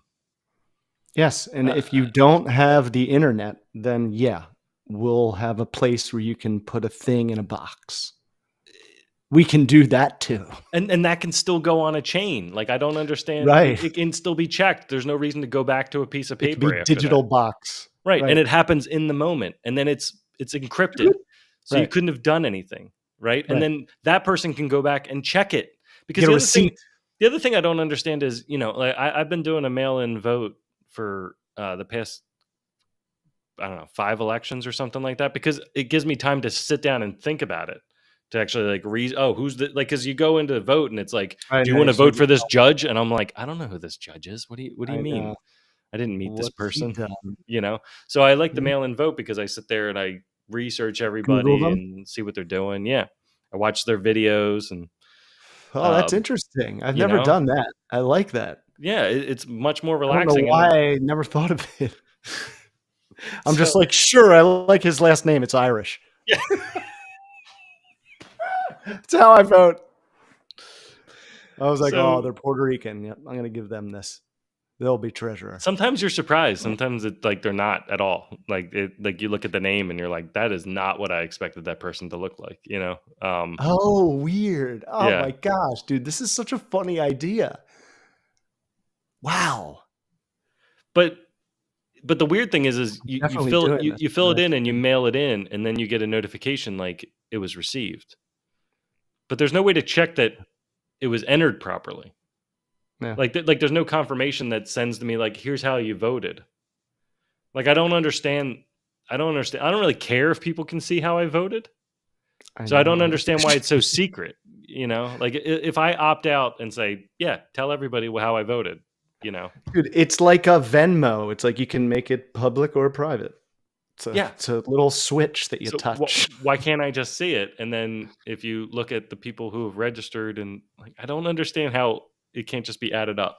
I also don't really like the whole system of it either. Like, I don't know if it's right, but I kind of like the Irish system where you rank everybody.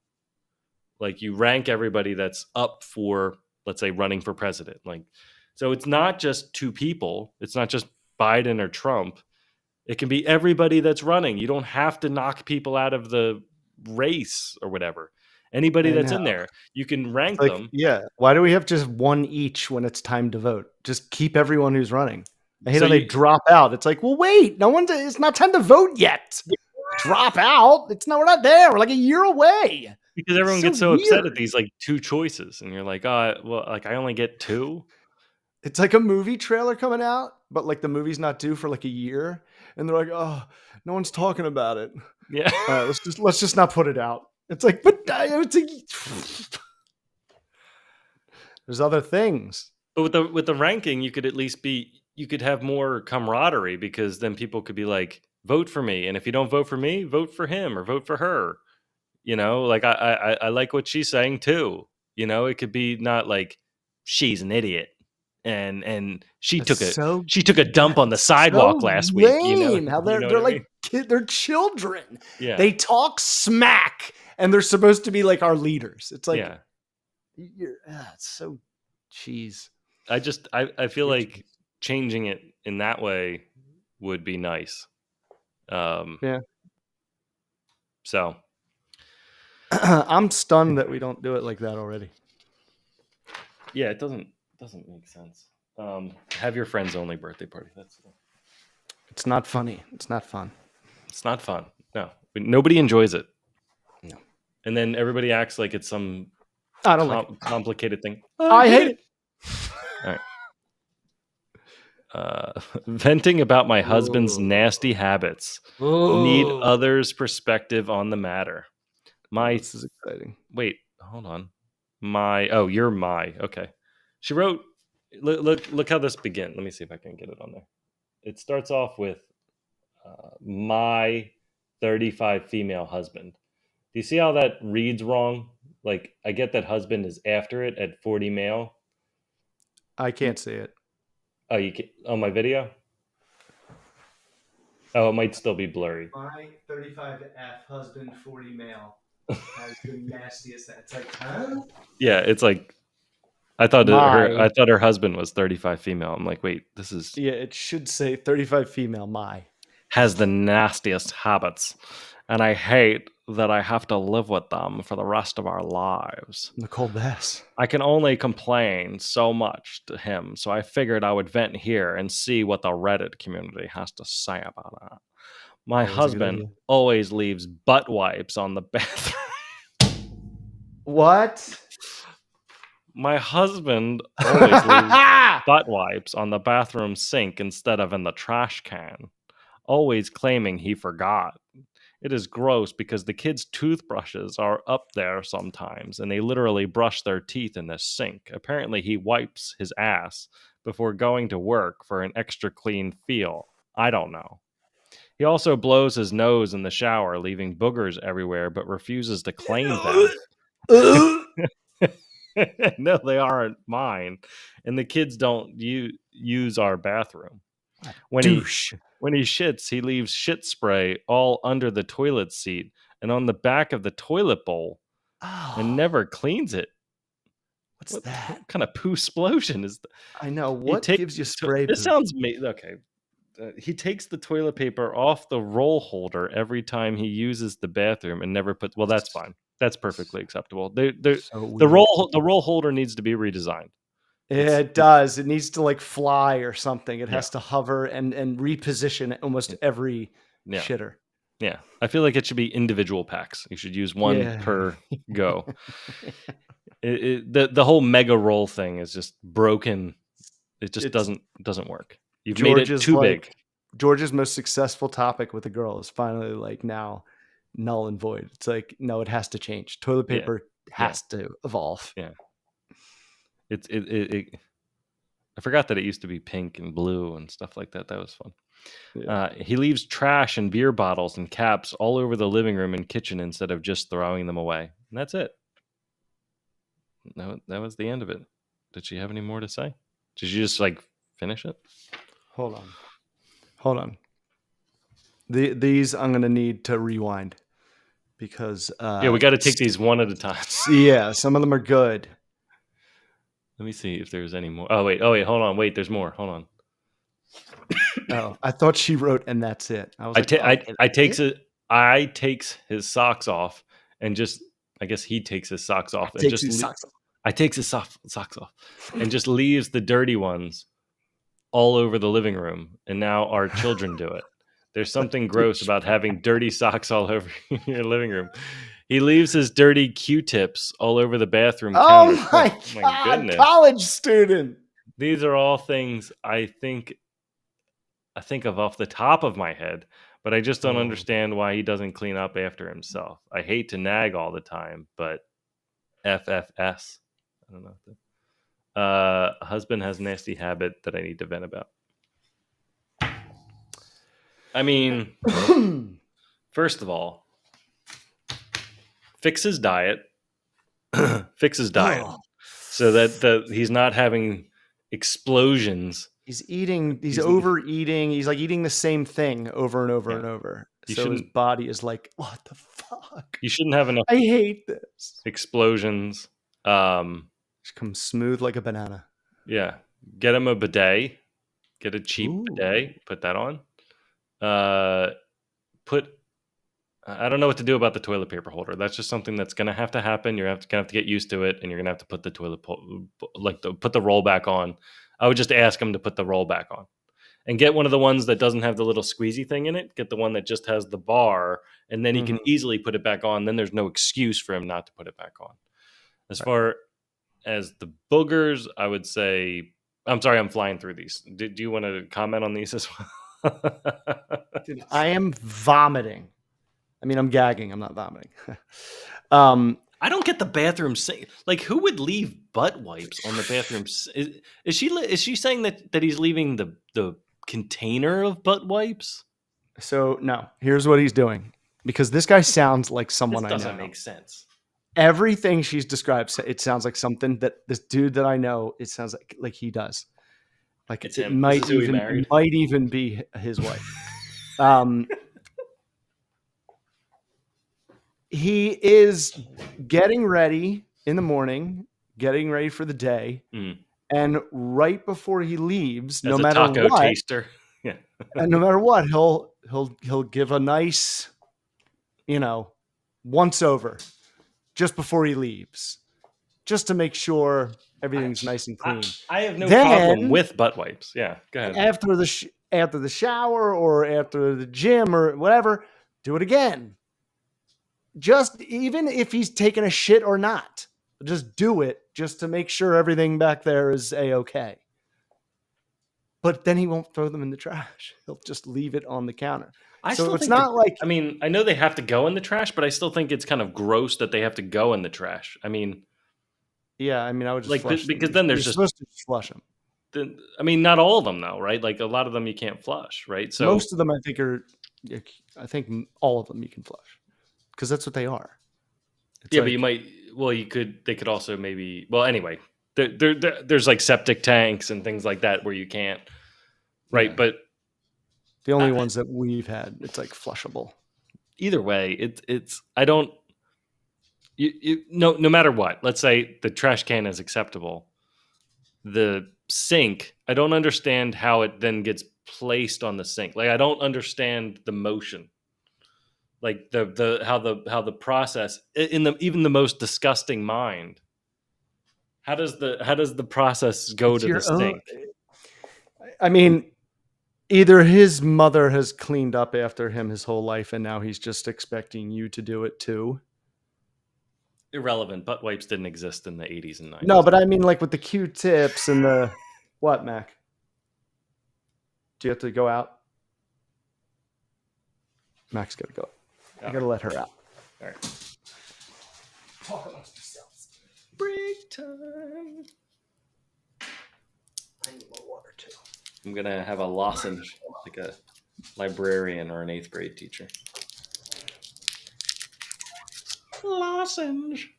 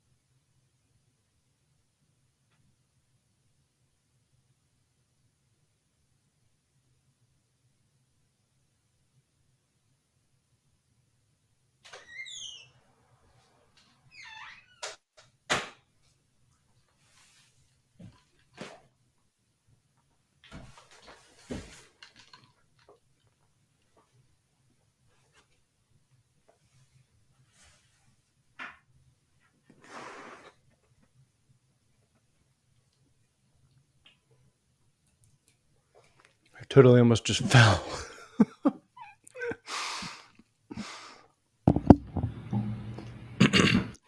Here's the funny thing. I have a lozenge to help my throat, and then I chew it up, and now it's scratching the back of my throat. That was dumb. That was really dumb. So that was dumb. That was a bad choice. All right, go back to venting about my. I mean, Oh yeah, nasty habits. Yeah, I mean, if it bothers you, just tell them that's gross, and don't do that. fix his diet, get him a bidet. Fix his diet, get him a bidet, and stop buying Q-tips. Oh, here's the thing I don't. Oh, hold on, I just left my fan. Start throwing your stuff around the house. Here's the thing I don't get. Why? How can you be so clean that you use Q-tips so often, and yet you're not clean enough to then throw the Q-tips out? Like I don't. Yeah, that's. I don't so get this selfish. hygiene balance. It doesn't. It's like you floss, but then you drop it in your spaghetti. Like I don't get it. Like what? Right? Yeah, it doesn't add up. So part of it just sounds. I believe the sock one. I don't believe the wipe one. That one doesn't make sense to me. I don't get that. How old are they again? 35F. I dropped it. Well, I've got it over here. Get up. It's so far. Well, it like landed downside, and I've just a big pile over here. Venting. He's 40. Oh. He's 40. He's a youngin. He's a kid. Yeah. Oh, well. He's just learning his way. Get it together, dude. Yeah. Gross. Yeah, it's just gross. Publicly shame him. Make him T-shirts that say the things that he does, Or and then wear them around holidays. Be like, no, have a shirt that says "My husband leaves butt wipes on our sink," and just go to the mall. Here's what you do. Don't pick up any of it for a week. But then your kids are brushing their teeth around butt wipes. It doesn't seem to bother them. Right. But I think if it would like piled up, it'd be so disgusting. I think you have to do some grand. 14. I think you have to do some grand expressions here. So like for like the socks, that he takes his socks off in the living room, which I've done. I do a weird thing where I for some reason have to release my heels by the end of the day. So I have to like half take my socks off. Like I don't know why. It's maybe because we're like the ankle socks generation, It's like when Bret Hart pulls down or Kurt Angle towards the end of the match. Like, I just need it off now. I've had it on for so long. Like, I get that. So I get maybe leaving socks everywhere and stuff like that. That seems like a way more believable one than the wipes. Either way, he's got to kind of grow up a bit. But yeah. But you just got to do something funny about it. Like if you don't want to nag, then just be funny about it. Just lace them up like stockings for Christmas and just place them over the TV or something. Be like, here's our sock decoration. That's what that's what I'm saying. Like with like, don't clean it up for like a week or whatever. But it's like in some way reflect to him how gross and childish and stupid he is. Like with like all this shit, right? And that's great. It's like the "You Are What You Eat" show, the old British TV show, where they would put all it would be for bad people, and they'd put all the food that they ate in the week like on one table, and they'd have to look at it all and just see all the food. Yeah, like get all his socks and Q-tips and butt wipes and put them all like on his pillow or in a pile. The other thing is you could just keep taking them, but don't put them back into the laundry and don't put them back in your room.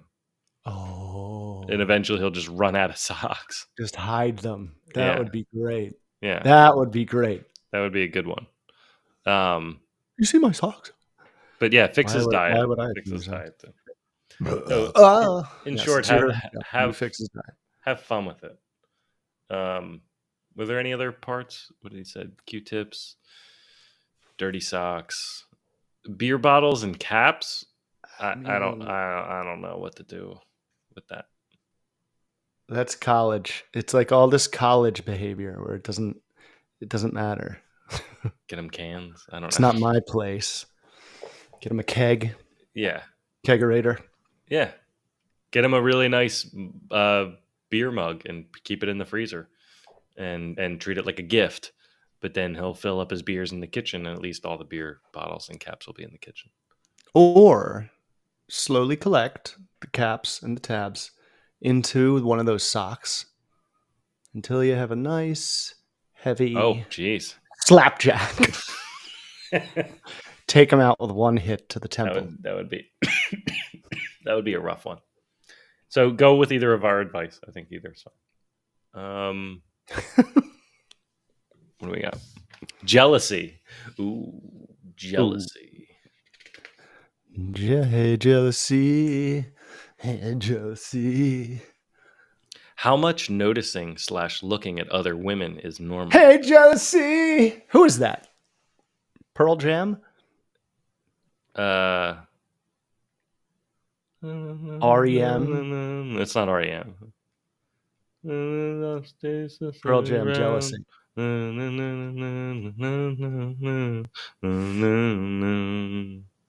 I'm pretty sure I've said on an active radio airwave. Yeah, you were playing this jealousy music. coming at you. Coming at you. Yeah. All right. Sorry. Brother John. Me. All right. How much noticing looking at other women is normal? We are in our 50s, married 27 years, and I feel dumb needing to work in this issue after so many years. I grew up with a blind father, so never witnessed a normal relationship where a man notices other women. We got married. Wow. That seems like a really, like, I never noticed my dad, but he wasn't blind, but like, I also wasn't really looking for it as a kid. We got married very young and are each other's first and only intimate partners. I really lack perspective on this and it causes issues. I started therapy recently to help me deal, but would like some real world perspective. How much do happily married men notice other attractive women? 100% they notice attractive women. That is such a unique tale, though, because he's blind. He's never checking out other women. You don't know that. Like, you could do like he could have been doing the wrist thing from Ray Charles, right? Like where he would go and shake the girls' hands and then check their wrist to see if they were fat or not. That's what he did in the movie. I don't know if it's true. That's what what's his name did. I'm sure it's true. Who played him? I can't remember. Jamie Foxx. Jamie Foxx, yeah. The great Jamie Foxx. Yeah, so he would shake their hands and then grab their wrist like this, and it seemed like a very intimate thing, but he was checking to see. And that's another guy. It's like everyone's like, yeah, and it's like these songs are about horse.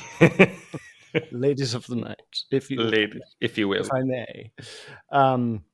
Hit the road, Jack. Jealousy, but no, it is unique having that, because that is not. I don't think that's jealousy is such a weird thing, man. And I don't know if it's necessarily on the person who's jealous or the person that is making them feel jealous. I think it's somewhere like in between. Oh, like is somebody? Are you know what I mean? Are you okay? So you're saying, I get what you're saying. You're saying that he's not he might not be making her feel more secure, right? So he's not doing his part on making her feel secure in the relationship enough that if he were to look at another woman, it wouldn't be a big deal. It's just his thing. It's like when Heather says, like, you know, Dwayne Wade is cute. I'm like, I know.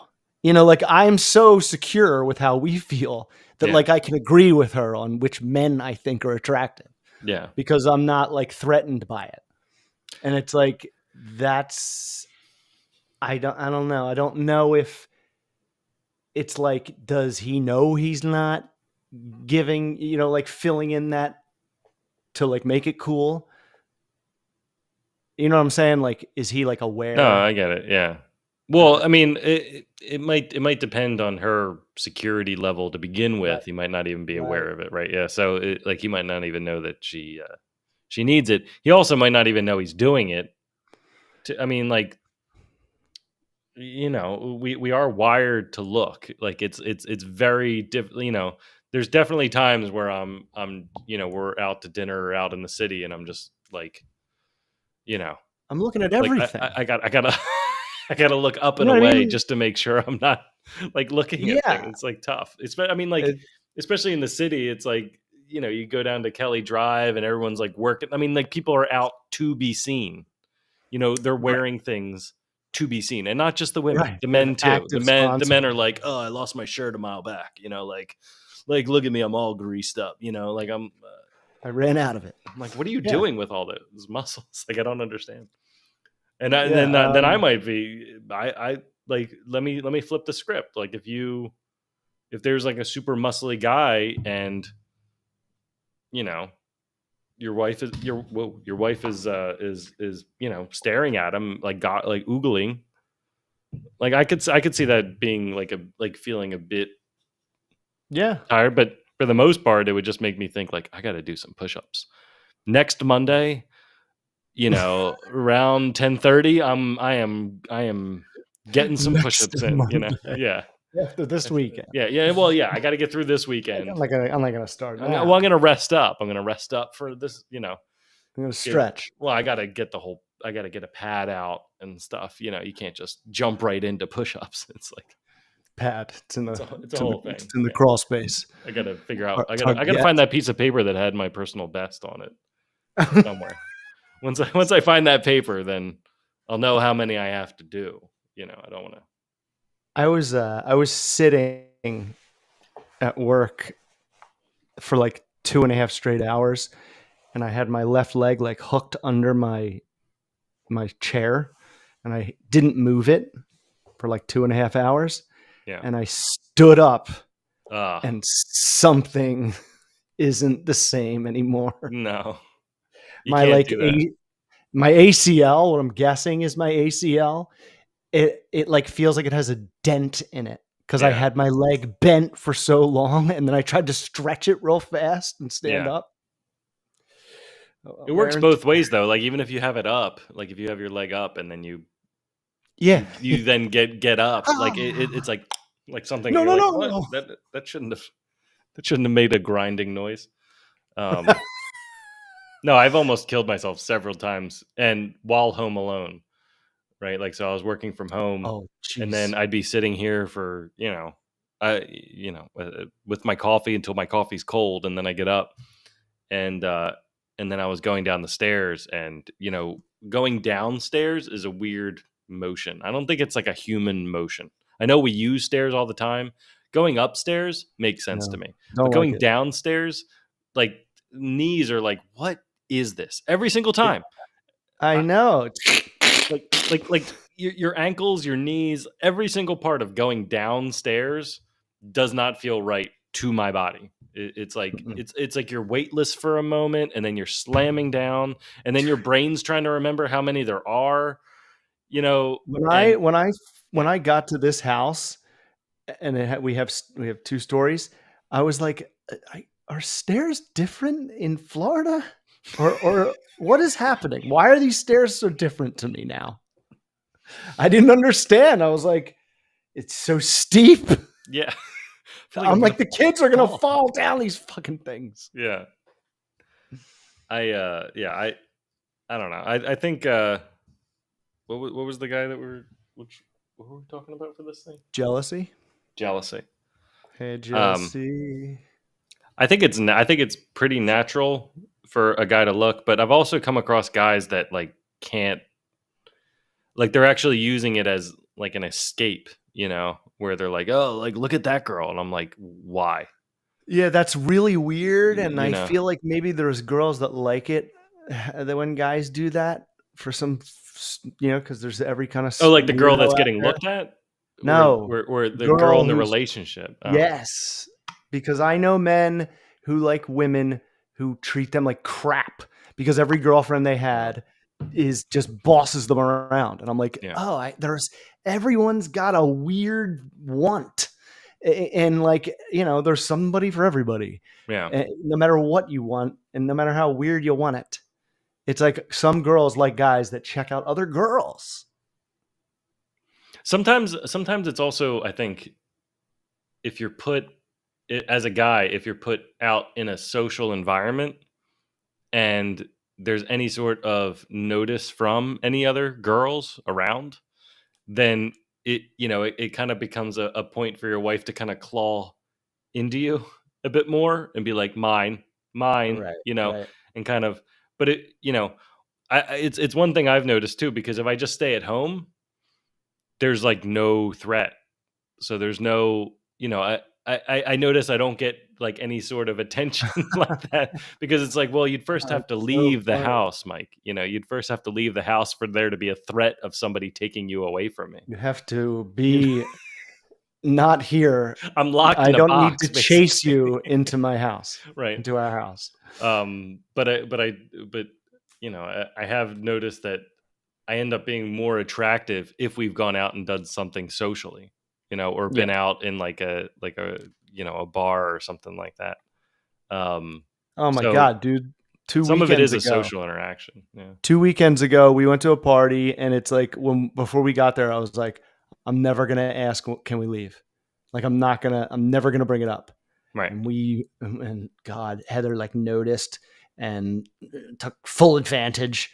But I mean, it paid off in Oh, spades. you didn't say it. You said that to yourself. I see. Okay. I said to myself, I was like, I'm never gonna ask what time we leave. So like, I just hung out and played with the kids till I like was gonna die, and then finally we left. We were like the last people to leave. This giant party, and but Heather was like, "You reminded me of who I fell in love with tonight." Oh, I was yeah. like, "Whoo! I knew this would pay off." That's good, because I murdered him 10 years ago. Because I'm going to ask now for the next 10 years. Can we leave?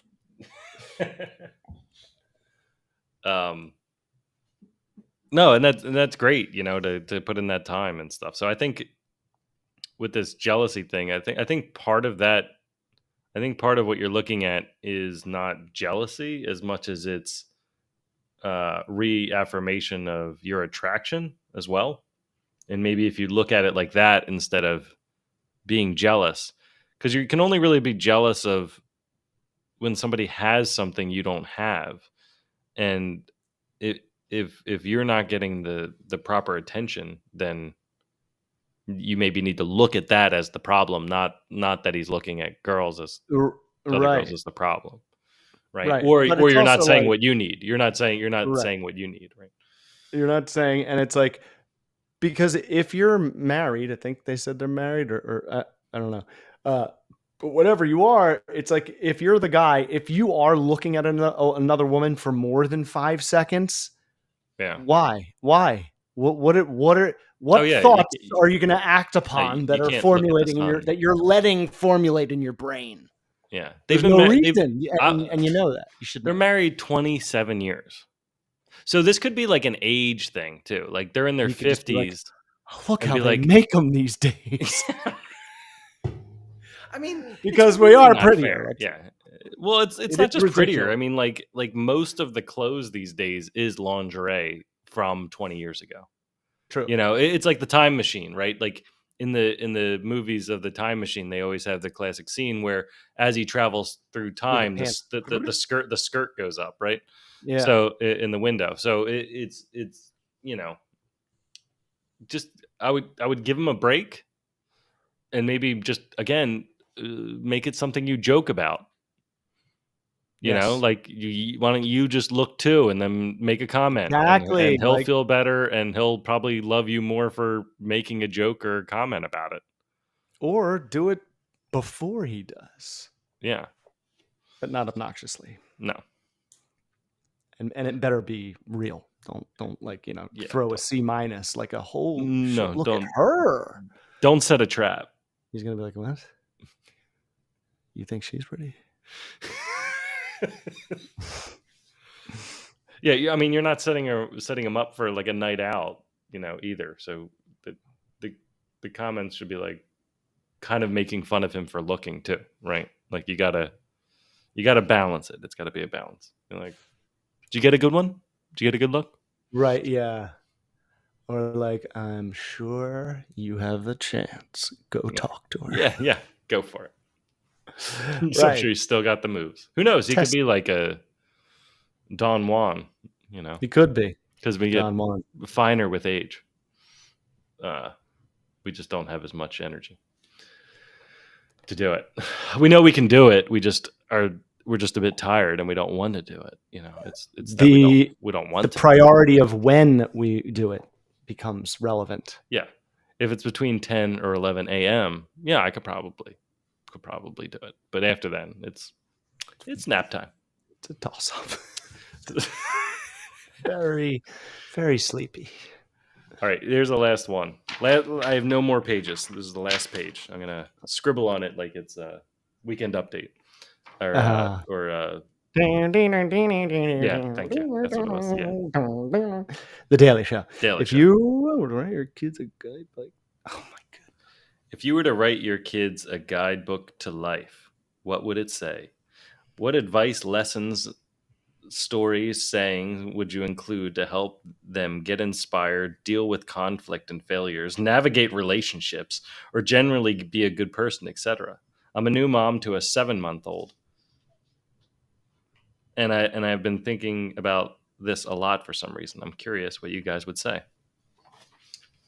Well, obviously, you'd start a podcast that they can then go and reference once you become a superhero, save the world, and died saving it. They can go back and watch your holograms of your podcast and and learn all these lessons. Mm-hmm. I don't really understand an unbelievably broad question. Guidebook to life. Well, all of life. The coolest thing, it's like if I could summarize the guidebook to life, is the coolest thing is that kid's life gets to be different than everybody else's. Yeah. And that's kind of like so cool as a parent. Yeah. You kind of get to watch this life slowly do, whatever it wants. But the guidebook would be for them, not for the parents. Right, and I think that is the guidebook. That's just here's the problem with the guidebook, though, right? It's always different. You don't know what they're going to. Or as you get older, it's like Mrs. Doubtfire. Yeah, it's like Mrs. Doubtfire. You can watch it now. You can watch it later. You could watch it when you're older. You can watch it when you're married, and it's a completely different movie. You can watch it once you have kids. It's again a completely different movie, right? Get divorced. Yeah, you get divorced, and then it's another completely different movie, right? So, I think when it comes to this, it's hard to say because kids aren't. You don't know what problems they're going to face, so you'd never have enough categories. You probably want to stay at a higher level and give them some rules or some high level advice to go by. One thing I would say is like, don't care about others, but don't care about what they think. Right. Yeah. I would say their thoughts are just thoughts. I would say that respect isn't something that everyone's owed, but that can be earned, and that you, I don't know, need to think that everybody is smarter than you in some way. And you're never going to be happy looking after the things for yourself.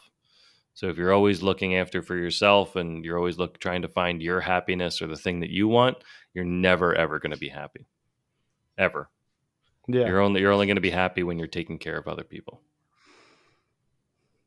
Yeah, trusting your gut even when you think it's like you shouldn't have.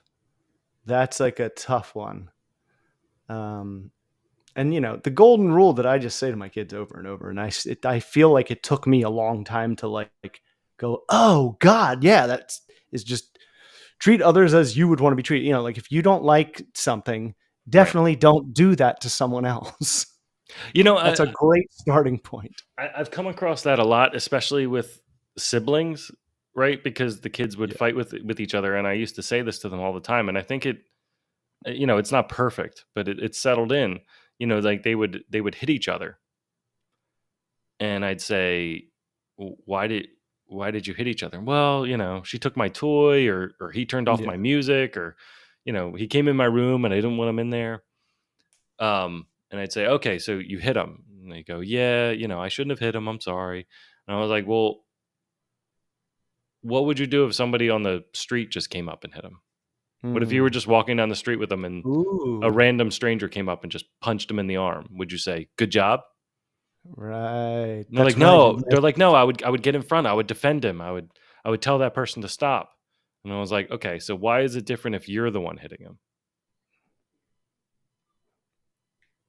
So it's kind of like those.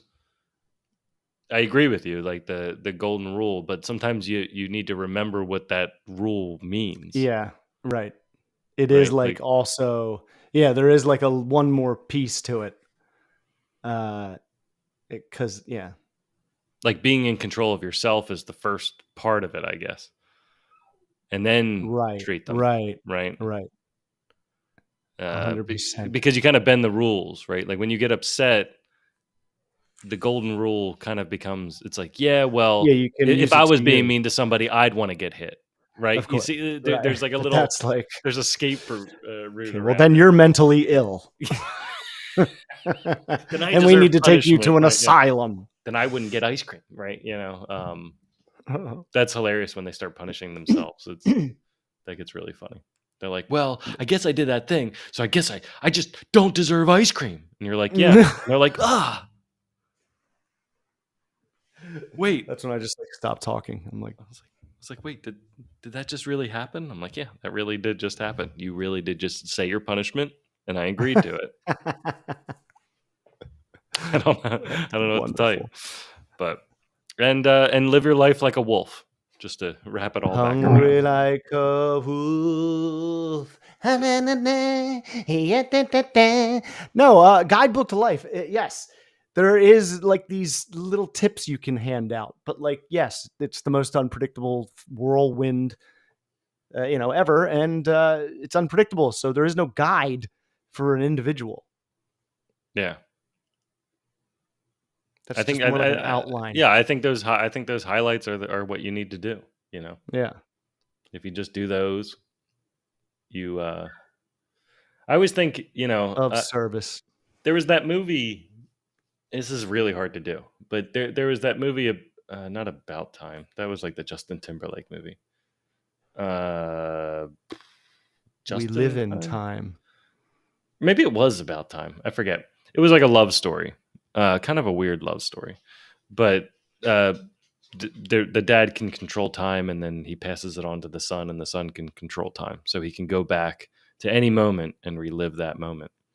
And it's kind of the rules are kind of broken. There's definitely a flaw in it that I would have corrected. In the end, like he tries to go back, like he marries a girl and they have a kid, and then he finds out his sister was being abused in her relationship, so he goes back in time to prevent her from ever meeting him, because he tries to prevent the actual happening, and he can't get there in time and stuff like that. So you got to go back further. So he went back to never introduce her to the guy who was abusive towards her. But by doing so, he went back before his child was born, so that when he comes back, there's like a different kid sitting there, which is also a really weird scenario if you think about it, because the kids are like 1 in a billion plus it's the time sperm. of day, and it's like which guy got through? There's like a zillion of them. Chaos, right? Yeah, they all look different. So he came back and found like a different 2-year-old Oh and no, was like, "Oh no, weird. where's my girl?" And Oh, uh, so he had to go back and undo it. So he went back and undid it, and then helped her recover after the oh, trauma. But it was kind of like this weird wow. thing. But later on, the dad kind of gives him some advice, and he says, go, like, live a whole day, like, go through the whole day, then go all the way back to the day and live it exactly the same way, but pay attention to everything. And so he kind of goes, it's just like a work day, like he just goes through the day but kind of pays more attention. And he's like, all right, now go back another time and just try to make everything in that day a little bit better. And when you finally, and then go back and do it again, and when you feel like the day is a perfect day, then move on to the next day. What is this movie? I think it's About Time or Just in Time. Let me see. Yeah, it's About Time. Wrinkle in Time. It's about time, Yeah. or just No, just about just time. just About Time. About time. Yeah, it's a Rachel McAdams. Oh yeah. Margot Robbie's in it too. Yeah, Jeez. and yeah, no, it's good. It's got all the good actors in it. But there's definitely some plot holes as far as the time travel is concerned and stuff like that. Of course. Well, the main thing was is that they said he said, like, the dad eventually gives him advice and says, don't go back before your child is born, but really shouldn't it have been at the point of conception, right? Not when they're born. It would be when they're conceived, right? Like, that's right. what I was Can't like, really change. yeah. So you can't go back after before they're conceived, because then you'll screw They're pretty much done everything out. right before they're born. Yeah. That's like, They're not going to like transform. it's like the go last back to couple when days. the cake comes out of the oven, right? Don't, yeah. Like the black or white music Yeah. video, Michael Jackson. Right before they come out. I'm a girl. I'm a boy. I'm a girl. Yeah. They're done. Yeah. So anyway, that was I thought that was good advice. But that's a really hard thing to do, to kind of go through the day and admire all like the little things that you didn't notice the first time or the second time. Like, I mean, you can't really do that without time travel, but it was kind of a nice thing. And then, eventually, I think the theme of it ends up being, don't, live your life so that you don't need to do things over. Yes, I know, because it's almost like, obviously I would probably do the day better if I had a second. It's like a rewrite, right? And sometimes when things go wrong, it's not, it's like people think not, like, oh, like everything needs to be looks Instagram, wrong now, right? Like, don't ruin the model. I mean, it's like, my shrink told me, like, things were going really great at work, and I'm like, now I'm just worried about it, going back down. And she's like, well, it will. And I'm like, oh, right. Yeah, it will. She's like, it does. That's just what it does. Everything just goes up and down. Yeah. She's like, just be ready for when it goes down. Yeah. Then you'll be like, oh, here it is. Right. I mean, I knew this thing was coming too. But it's like, all right, it came earlier than I expected. It's like, okay, so now what? Right. You knew it was going to happen. But I like that. And but it's hard to do because bad moods suck. I know. And being hungry sucks. And being tired. Yeah, everything. Sucks. Bad weather is worse. Isn't that weird? Weather. Yeah.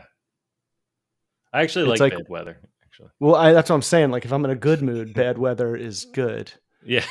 If I'm in a bad mood, I'm like, stupid clouds. Yeah. Sometimes I'm like, oh, I love overcast. Yeah. Cozy in my house. I like sometimes when it rains and we had a busy day planned, I'm like, oh no. Yes. I love those. Curl up and drink too much coffee today, I guess. Really. Should I go get everyone's favorite, cakes and desserts? Yeah. Yeah. Okay. Let's just lean into it. Yeah. Yeah. Awesome. Radical. We knocked it out a daybreak. I'm so glad. I've been getting up at like 5:30 this week. I'm like, I don't know. Am I going to be able to talk? Yeah. Well, at night my throat gets way worse, so I was I was kind True. of excited that you said it. Yes. So, yeah, I'm gonna end it. So Well, it worked out. Don't forget to like. Don't forget to subscribe. We'll see you next week. We got to go.